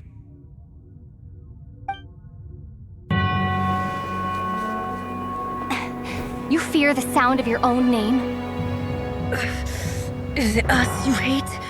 Or is it what you've become? Let's see what becomes of you!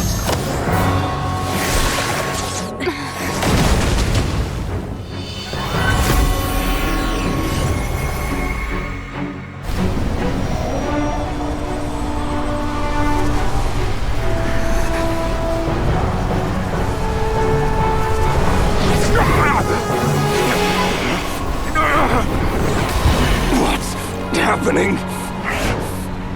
That power. I've seen it before.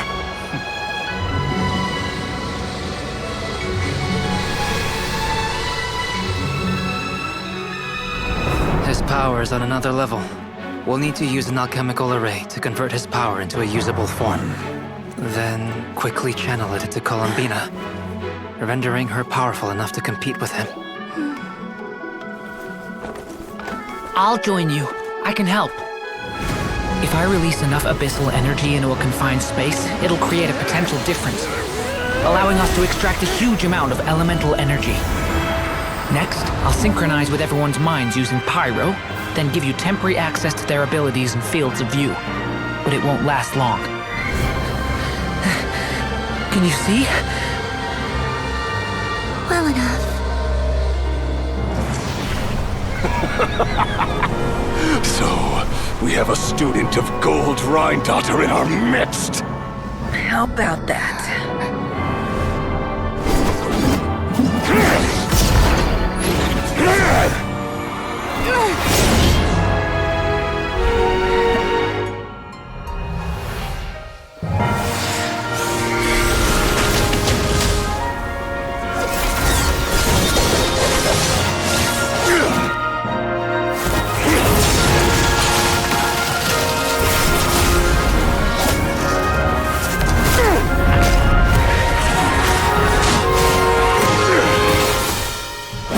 You use my own power against me? Just like how you stole Kuvaki. Look familiar?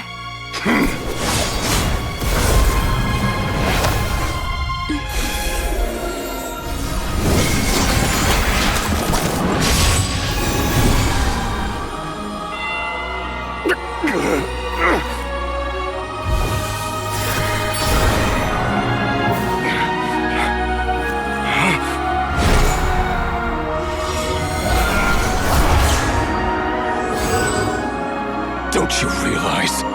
You don't have the power to hold that gate open! I don't, but someone else does.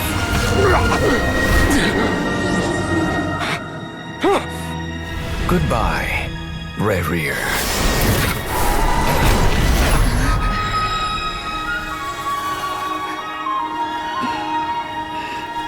We won.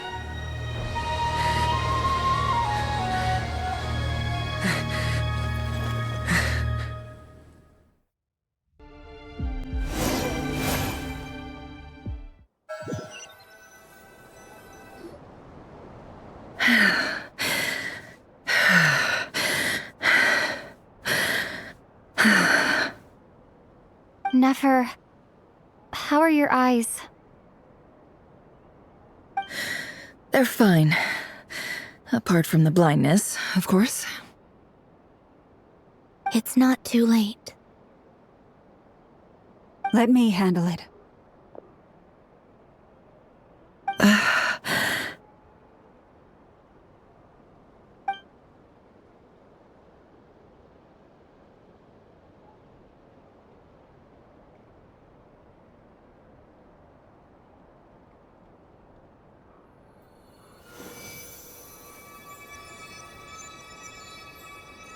Miss Nefer, it's not like you to lose your composure.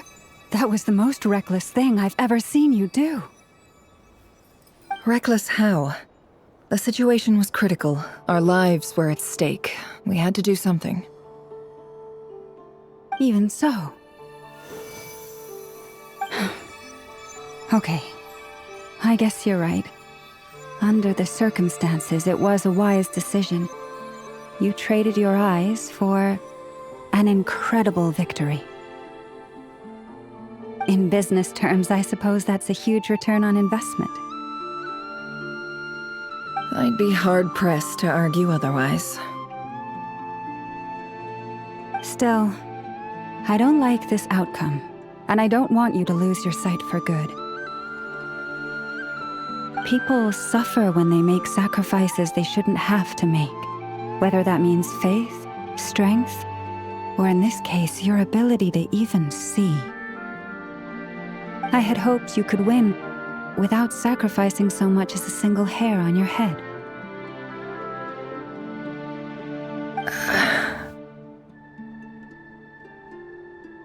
Thank you. Really. All done. Don't try and open your eyes just yet. We'll see how you're doing in a couple of days. Until then, please follow your recovery plan to the letter. I'll send full details through Yehoda. For now, just get yourself home, relax, and rest. My dear friends, we have fought bravely and achieved a spectacular victory.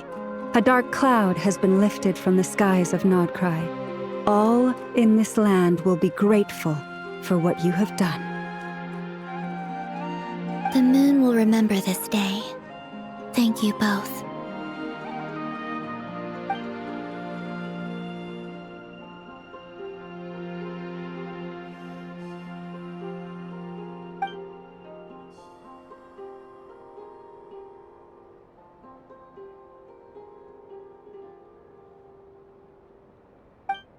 There's something I want to let you know.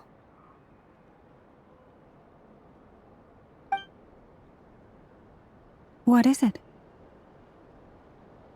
When Durin connected everyone's minds so I could access their powers, I also felt everything they felt. And since Nefer's eyes were injured, my eyes are hurting now too.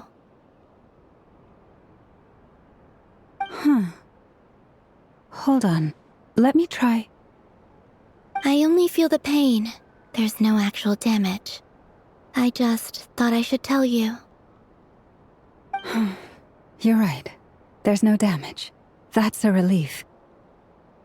But I must say, I'm surprised to hear the Kutar share something like this with me. In the past, you never used to open up about yourself. Things are a little different now from how they were. I'm learning to share how I truly feel with my friends. Friends? You have no idea how glad I am to hear that.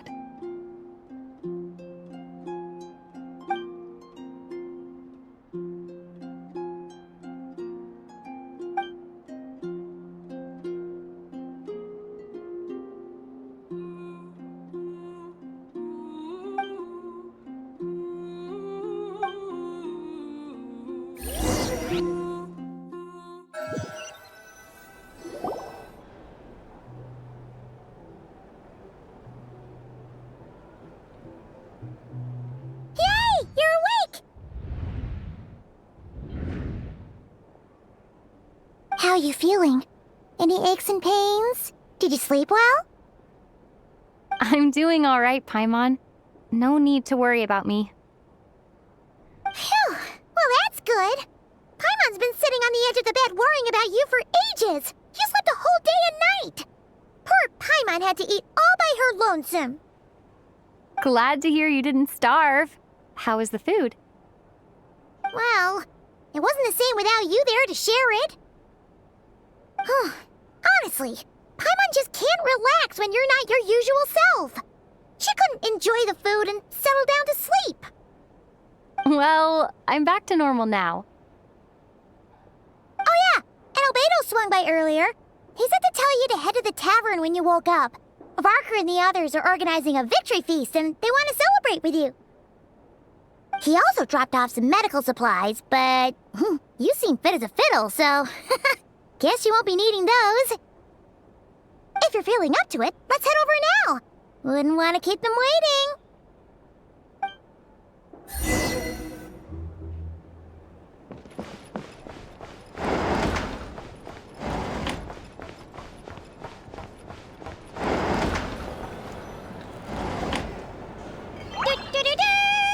We're here! Traveler and Paimon! Perfect timing! We were literally just saying how there's no way we're holding this victory feast without you any longer, and we would have postponed it till tomorrow. How are you feeling today? Much better, thanks. Don't worry about me. Relieved to hear it. If that changes, just let me know. Happy to check you over at any time. Yep, We're here for you. Anything you need, just let us know. Oh wait, where's Nefer?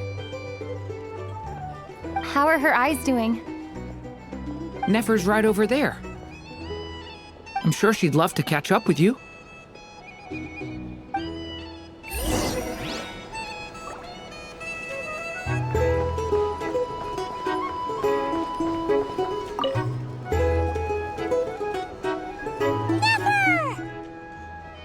Traveler, Paimon, are you recovering well? Turns out that moon chanter has some real talent after all. My eyes were mostly recovered after just a couple days' rest. I can actually open them again now. Yeah, but you gotta be careful. Lauma says not to strain your eyes while they're still healing. Yes, thank you. I'm well aware. Yehoda, could I borrow you for a moment? I could do with an extra pair of hands. Oh, sure. Coming. Did you hear that? I gotta go help Lauma for a second. You guys chat among yourselves. I'll grab us some drinks on the way back. Paimon, you still like 'em sweet? You bet. Make it extra sweet, because Paimon's earned it. Sure thing.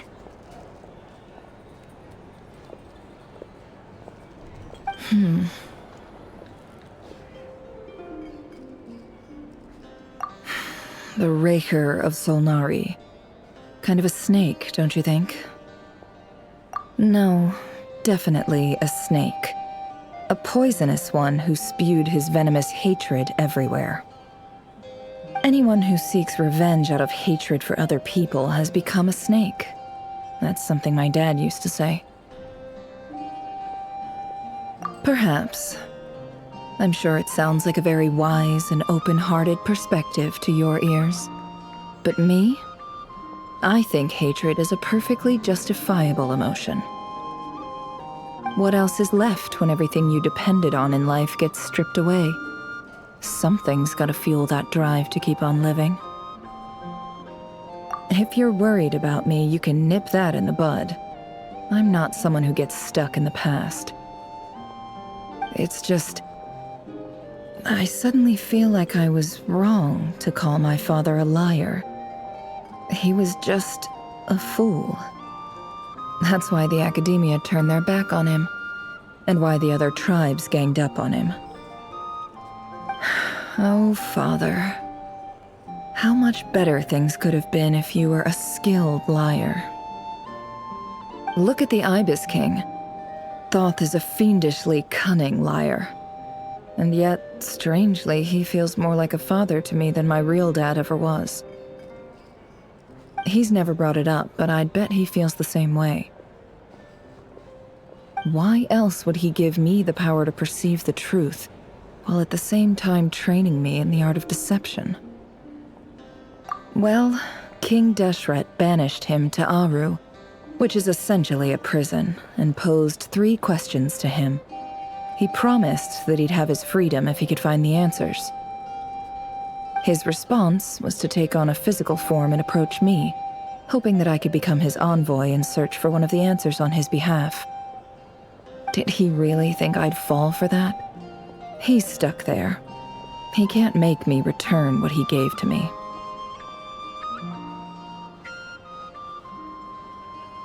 So that's enough for you to decide he's nice, is it? He's a prisoner, and he was scared. So he decided to perform some good deeds to win people's approval. He lives in fear because he's a deceiver. How is Rerir any different? You can't work as a spy your whole life and expect a happy ending. It's preposterous. Yet I can't say I don't understand it. Liars live in the darkness of their own making. But it's still human nature to want to go on living.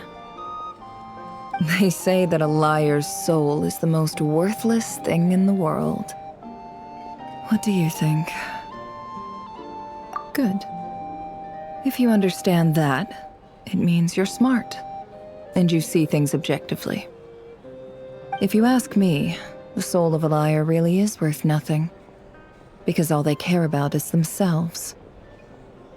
For example, when something good falls into my lap, I don't go sharing the news around. Stops other people trying to steal it from me.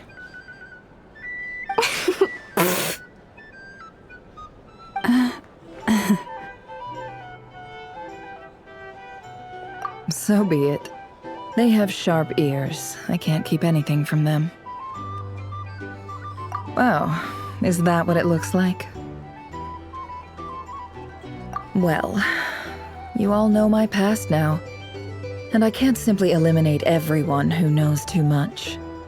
So I guess I just have to put up with you, for the foreseeable future at least. When you find yourself in a situation you can't control, the safest play is to keep calm and start monitoring everyone involved like a hawk. In the intelligence world, you need to have a sense of perspective and play your hand accordingly. If you understand what's at stake, please ensure my secret is safe with you. I trust you'll respect my wishes as a friend. But don't forget, I will also be watching you like a hawk. Very good. Oh, wait! Now that the panic's over and we've all calmed down, Paimon suddenly remembered something. After all that build-up, our mystery ally never showed up even once!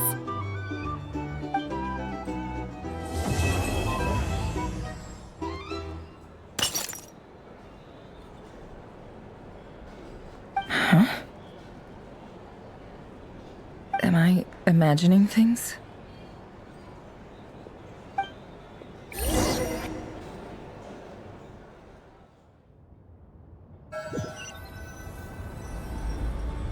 So, that close colleague who stayed behind with you? What's he been up to recently? Don't know, don't care. I get more normal human interaction from hanging out with Bosco too than him. Although, now you mention it, he hasn't bothered me in a while. I wonder if... If he's disappeared without a trace, it's the biggest gift he ever gave to the world.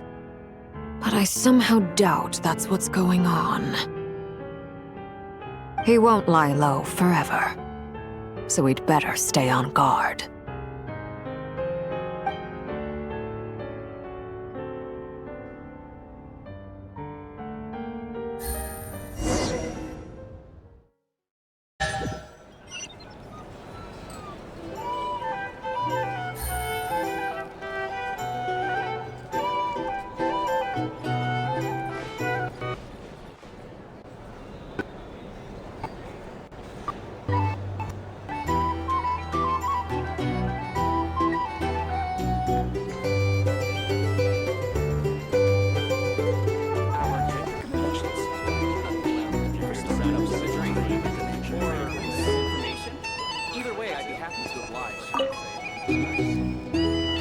How have you been holding up? Any adverse reactions? If you start to take a turn for the worse, make sure you tell me right away. You don't need to worry about me, Grandmaster. I'm fine. I mean, I barely did anything, so... What? You're too humble, young man. You played an indispensable role in the battle for Nod-Krai. We can't thank you enough for your support. Sometimes, when people praise you, it's because you deserve it. The best thing is to accept it calmly and with grace. Let's do a quick demonstration. Albedo, that was an incredible feat of alchemy. The pressure was on, but you worked flawlessly at lightning speed to get the job done. Sometimes, when people praise you, it's because you deserve it. The best thing is to accept it calmly and with grace. It's important to learn how to respond to words of admiration. Thank you. I can't take all the credit, though. Durin played a big part in forming the alchemical array. See? Did you catch that? A masterclass in how to take a compliment. Okay, yeah. I did work pretty hard to help prepare for the battle. No point denying that. Hey, you guys! Hey, look who's bounced back! Looking good, traveler! Seems like you've recovered. You won't need to take any more medication. Can I get you a drink? Huh? You know how to order at a bar now? You've sure learned a lot recently. Handling a drinks order is ridiculously simple compared to alchemy. Don't worry, I'll blend into society yet. Paimon believes it! You're clearly a fast learner, just like your brother. To be totally honest though, Paimon didn't quite follow all the details when you first explained the plan to us. Don't worry, that's completely understandable. Unless you're a student of alchemy, it's hard to grasp the principle and how the process works. To put it in the simplest terms, we saw how our enemy stole the power of Kuvaki. And that gave us the idea of stealing his power to turn it against him. When facing an enemy you have no hope of defeating, it's best not to engage them in battle. So, instead of looking for a way to overpower him, we decided to help Columbina get strong enough to at least stand up to him in a fight. For this to work, we had to analyze his modes of attack, confirm who his main target was, and make sure that he wouldn't go beyond the range of the alchemical array. For added security, we prepared a total of 4 arrays. But to mitigate the impact of the battle, we identified one location in particular as the ideal spot, which is where the confrontation took place. The alchemical array absorbed his abyssal power, then Durin processed it to render it usable by Columbina. That power enabled her to do what would otherwise have been nigh on impossible. What surprised me was that Dainsleif actually agreed to join us. Given his history with Rerir, he had every right to sit this one out, but we're extremely grateful for the decision he made. It must have been a painful choice to make. But I'm sure that making a decision was far better for him than staying in limbo. Absolutely. He was torn between 2 paths, but in the end, he made his choice and stuck to it resolutely. He doesn't strike me as the sort of person who'd stay trapped in limbo for long. Anyway, however you cut it, everyone gave a stellar performance. And now, it's time to kick back and celebrate.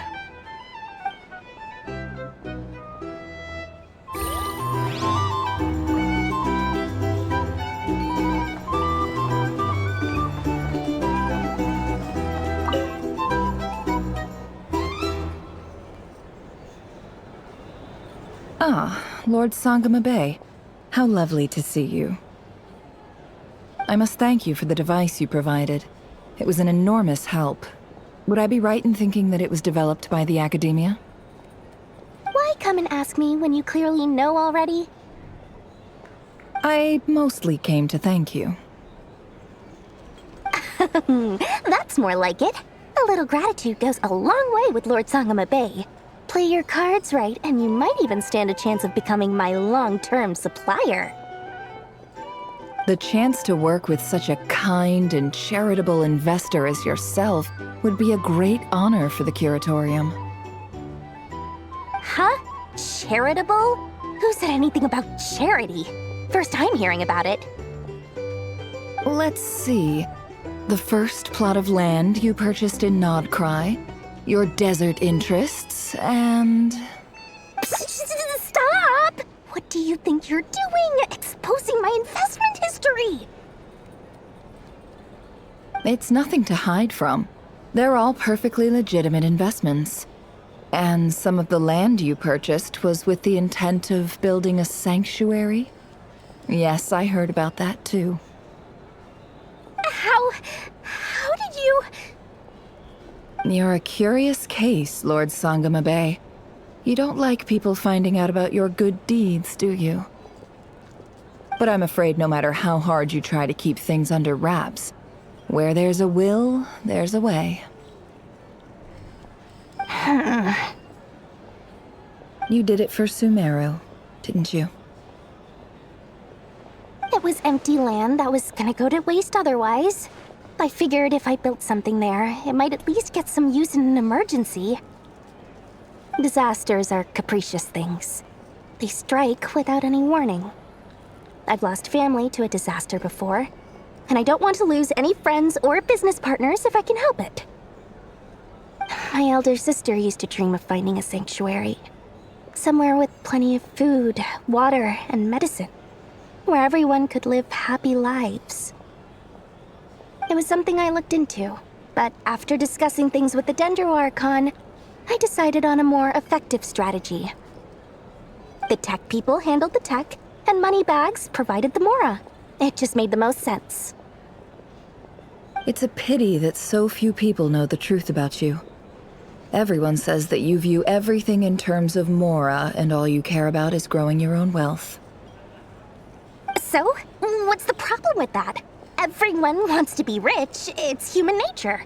So yes, I love Mora, and it's nothing to be ashamed of.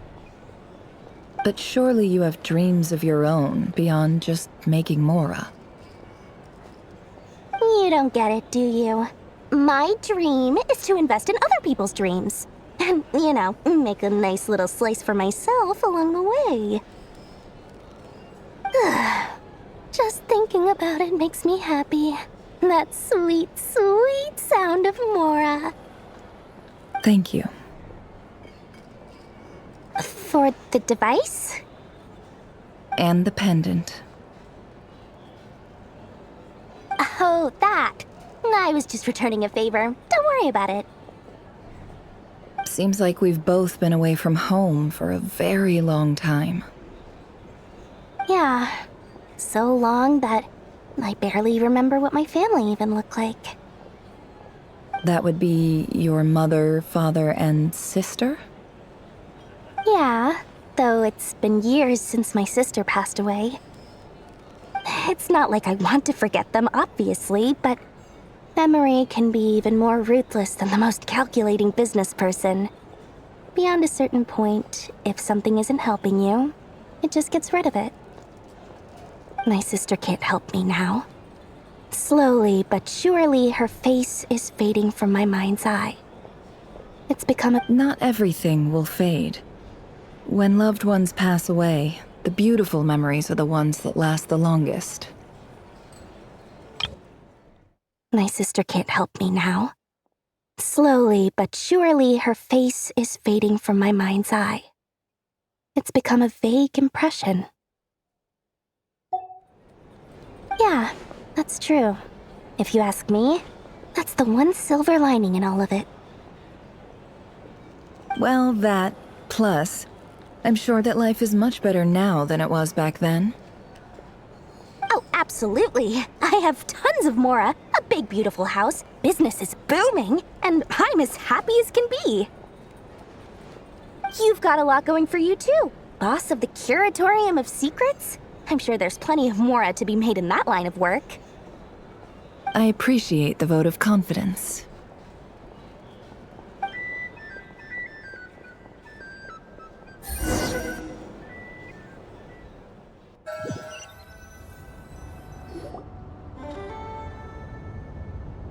That's the only reason you're here. Yes. I've thought a lot about it. And I've realized that you, me, and Arlecchino should be friends. I think this is very important. So I felt I had to come and tell you. Well, this is a new one. I'm so moved. I can't even hold my teacup. If that's all, you can leave now. Do you not want to be friends with me? Or is it that you prefer being co-workers? What is this, Columbina? Are you deliberately testing my patience threshold? Right now, my politeness module is active. But if you say another word, I swear I'll shut it down. If your politeness module was active, wouldn't you say the word please at some point? Polonia, please see Lady Columbina to the door. Will you still invite me to your next tea party? What? Yes, I think you will. Bye-bye, dear Sandrone.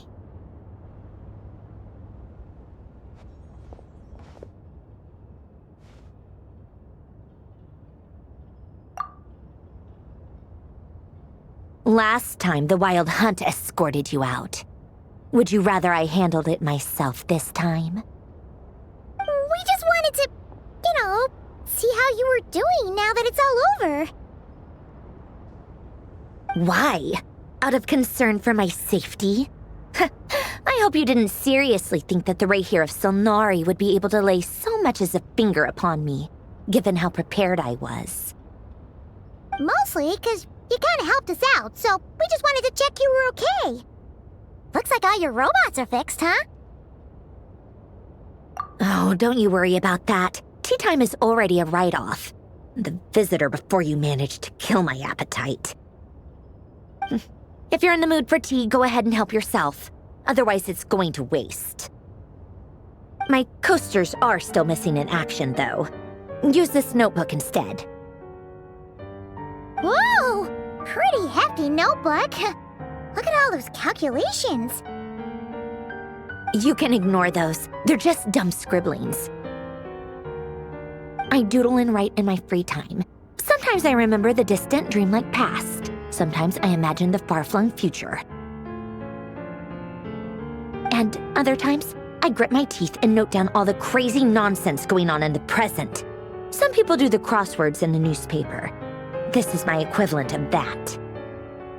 Trying to predict the future is like daydreaming, and writing about the present just makes me furious. The past is my favorite.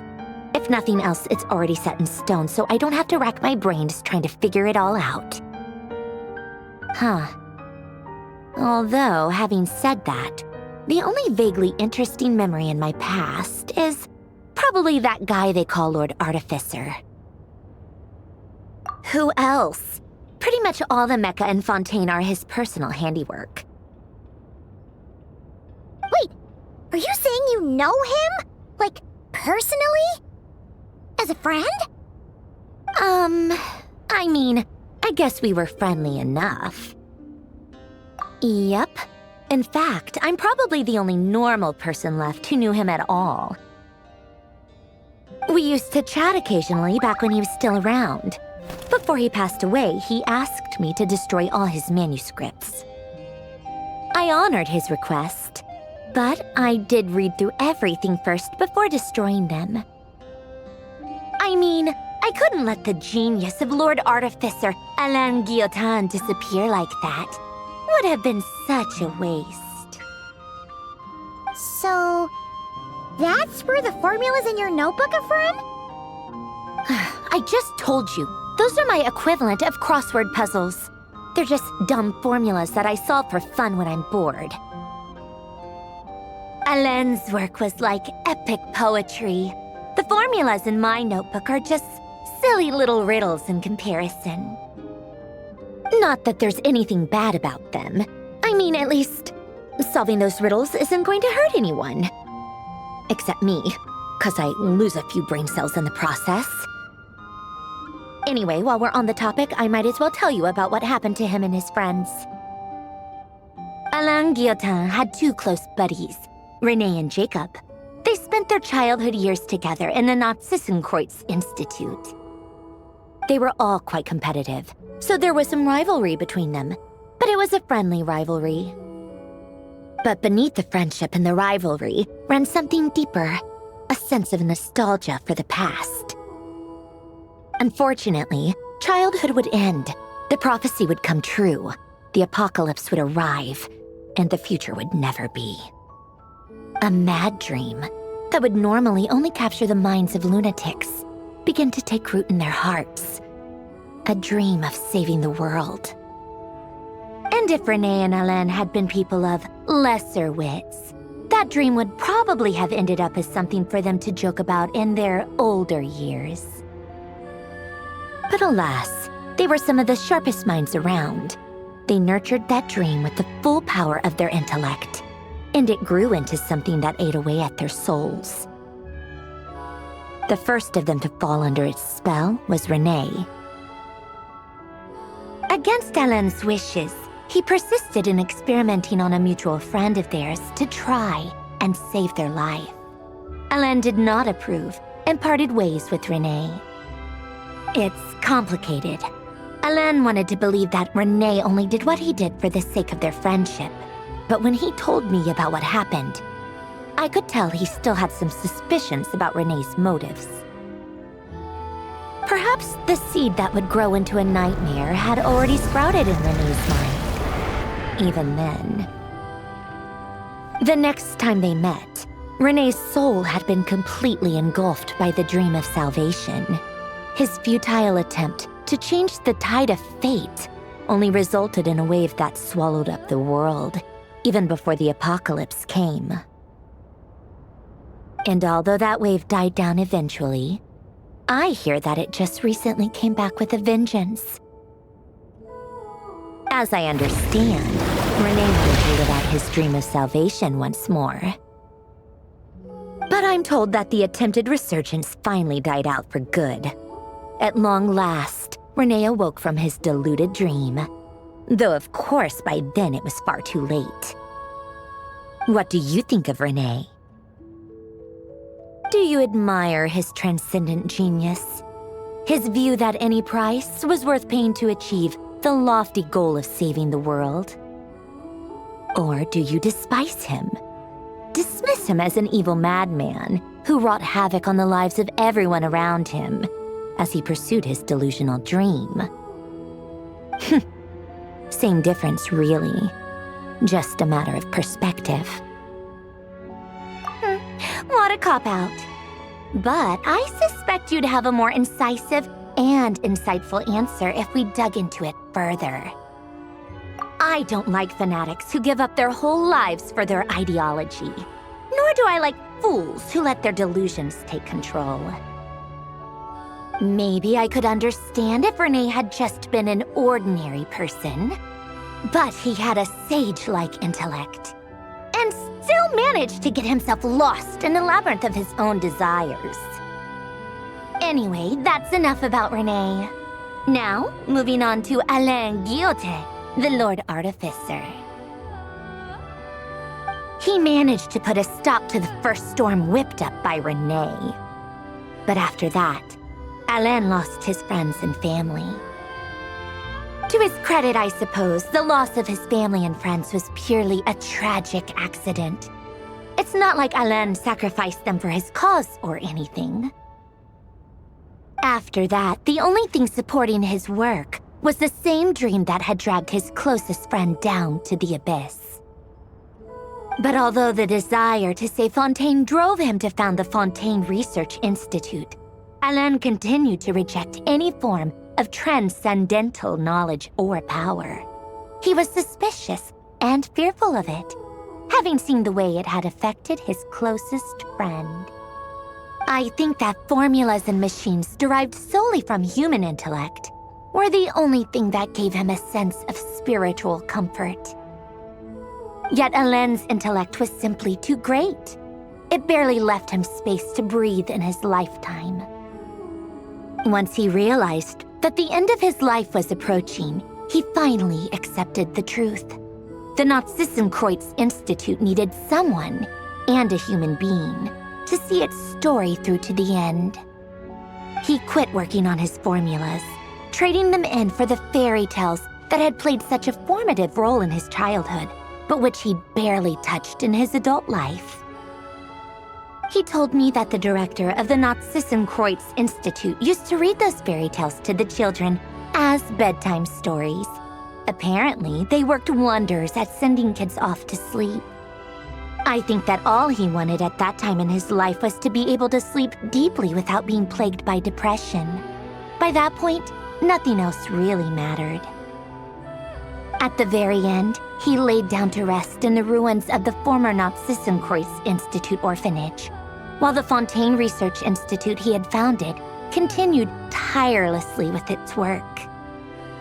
Many years after that, tensions over competing dreams would once again cause a rift, this time between members of the Fontaine Research Institute. But But the actions of those fools had nothing at all to do with Alain. And that is the story of two people from the Nazi-Kreuz Institute who both wanted to save the world. One went all in on his fantasy of salvation without ever looking back, and ended up calmly sinking to the bottom of the deepest sea. The other sought desperately to burn bright in his life, even though he wasn't sure where he was going. I do sometimes wonder, why is it that people like them have such grand hopes of saving the world? Even the grandest tree starts as a tiny seed. So perhaps, for each of them, their mission to save the world began with a very simple desire: to save themselves. They were young children with friends and family who mattered to them, desires to explore the meaning of life, ambitions to have a successful career. They didn't want to see all of that taken away in one fell swoop. Or maybe they just wanted to find something to anchor themselves within the chaos, to stop them getting quietly swept away by the storms of life. But instead, the search for their own salvation took them down the rocky road laid out by fate. Do you think the desire to save oneself is enough of a justification to try and save the world? The way you said that sounded just like Alain. I asked him the same question back when he was in his prime, putting all of his energy into his work. He gave the exact same answer as you did. No elaboration, just a quick short answer before getting right back to his work. He was always that way. All right, tea time's over. I owe Arlecchino a favor for telling me these stories. I'll have to bring a whole sack of gifts the next time I visit the House of the Hearth. I'm gonna go tinker with Polonia now. You guys can do whatever you want, as long as it doesn't involve interrupting me. Polonia, exit hibernation mode. Begin diagnostics.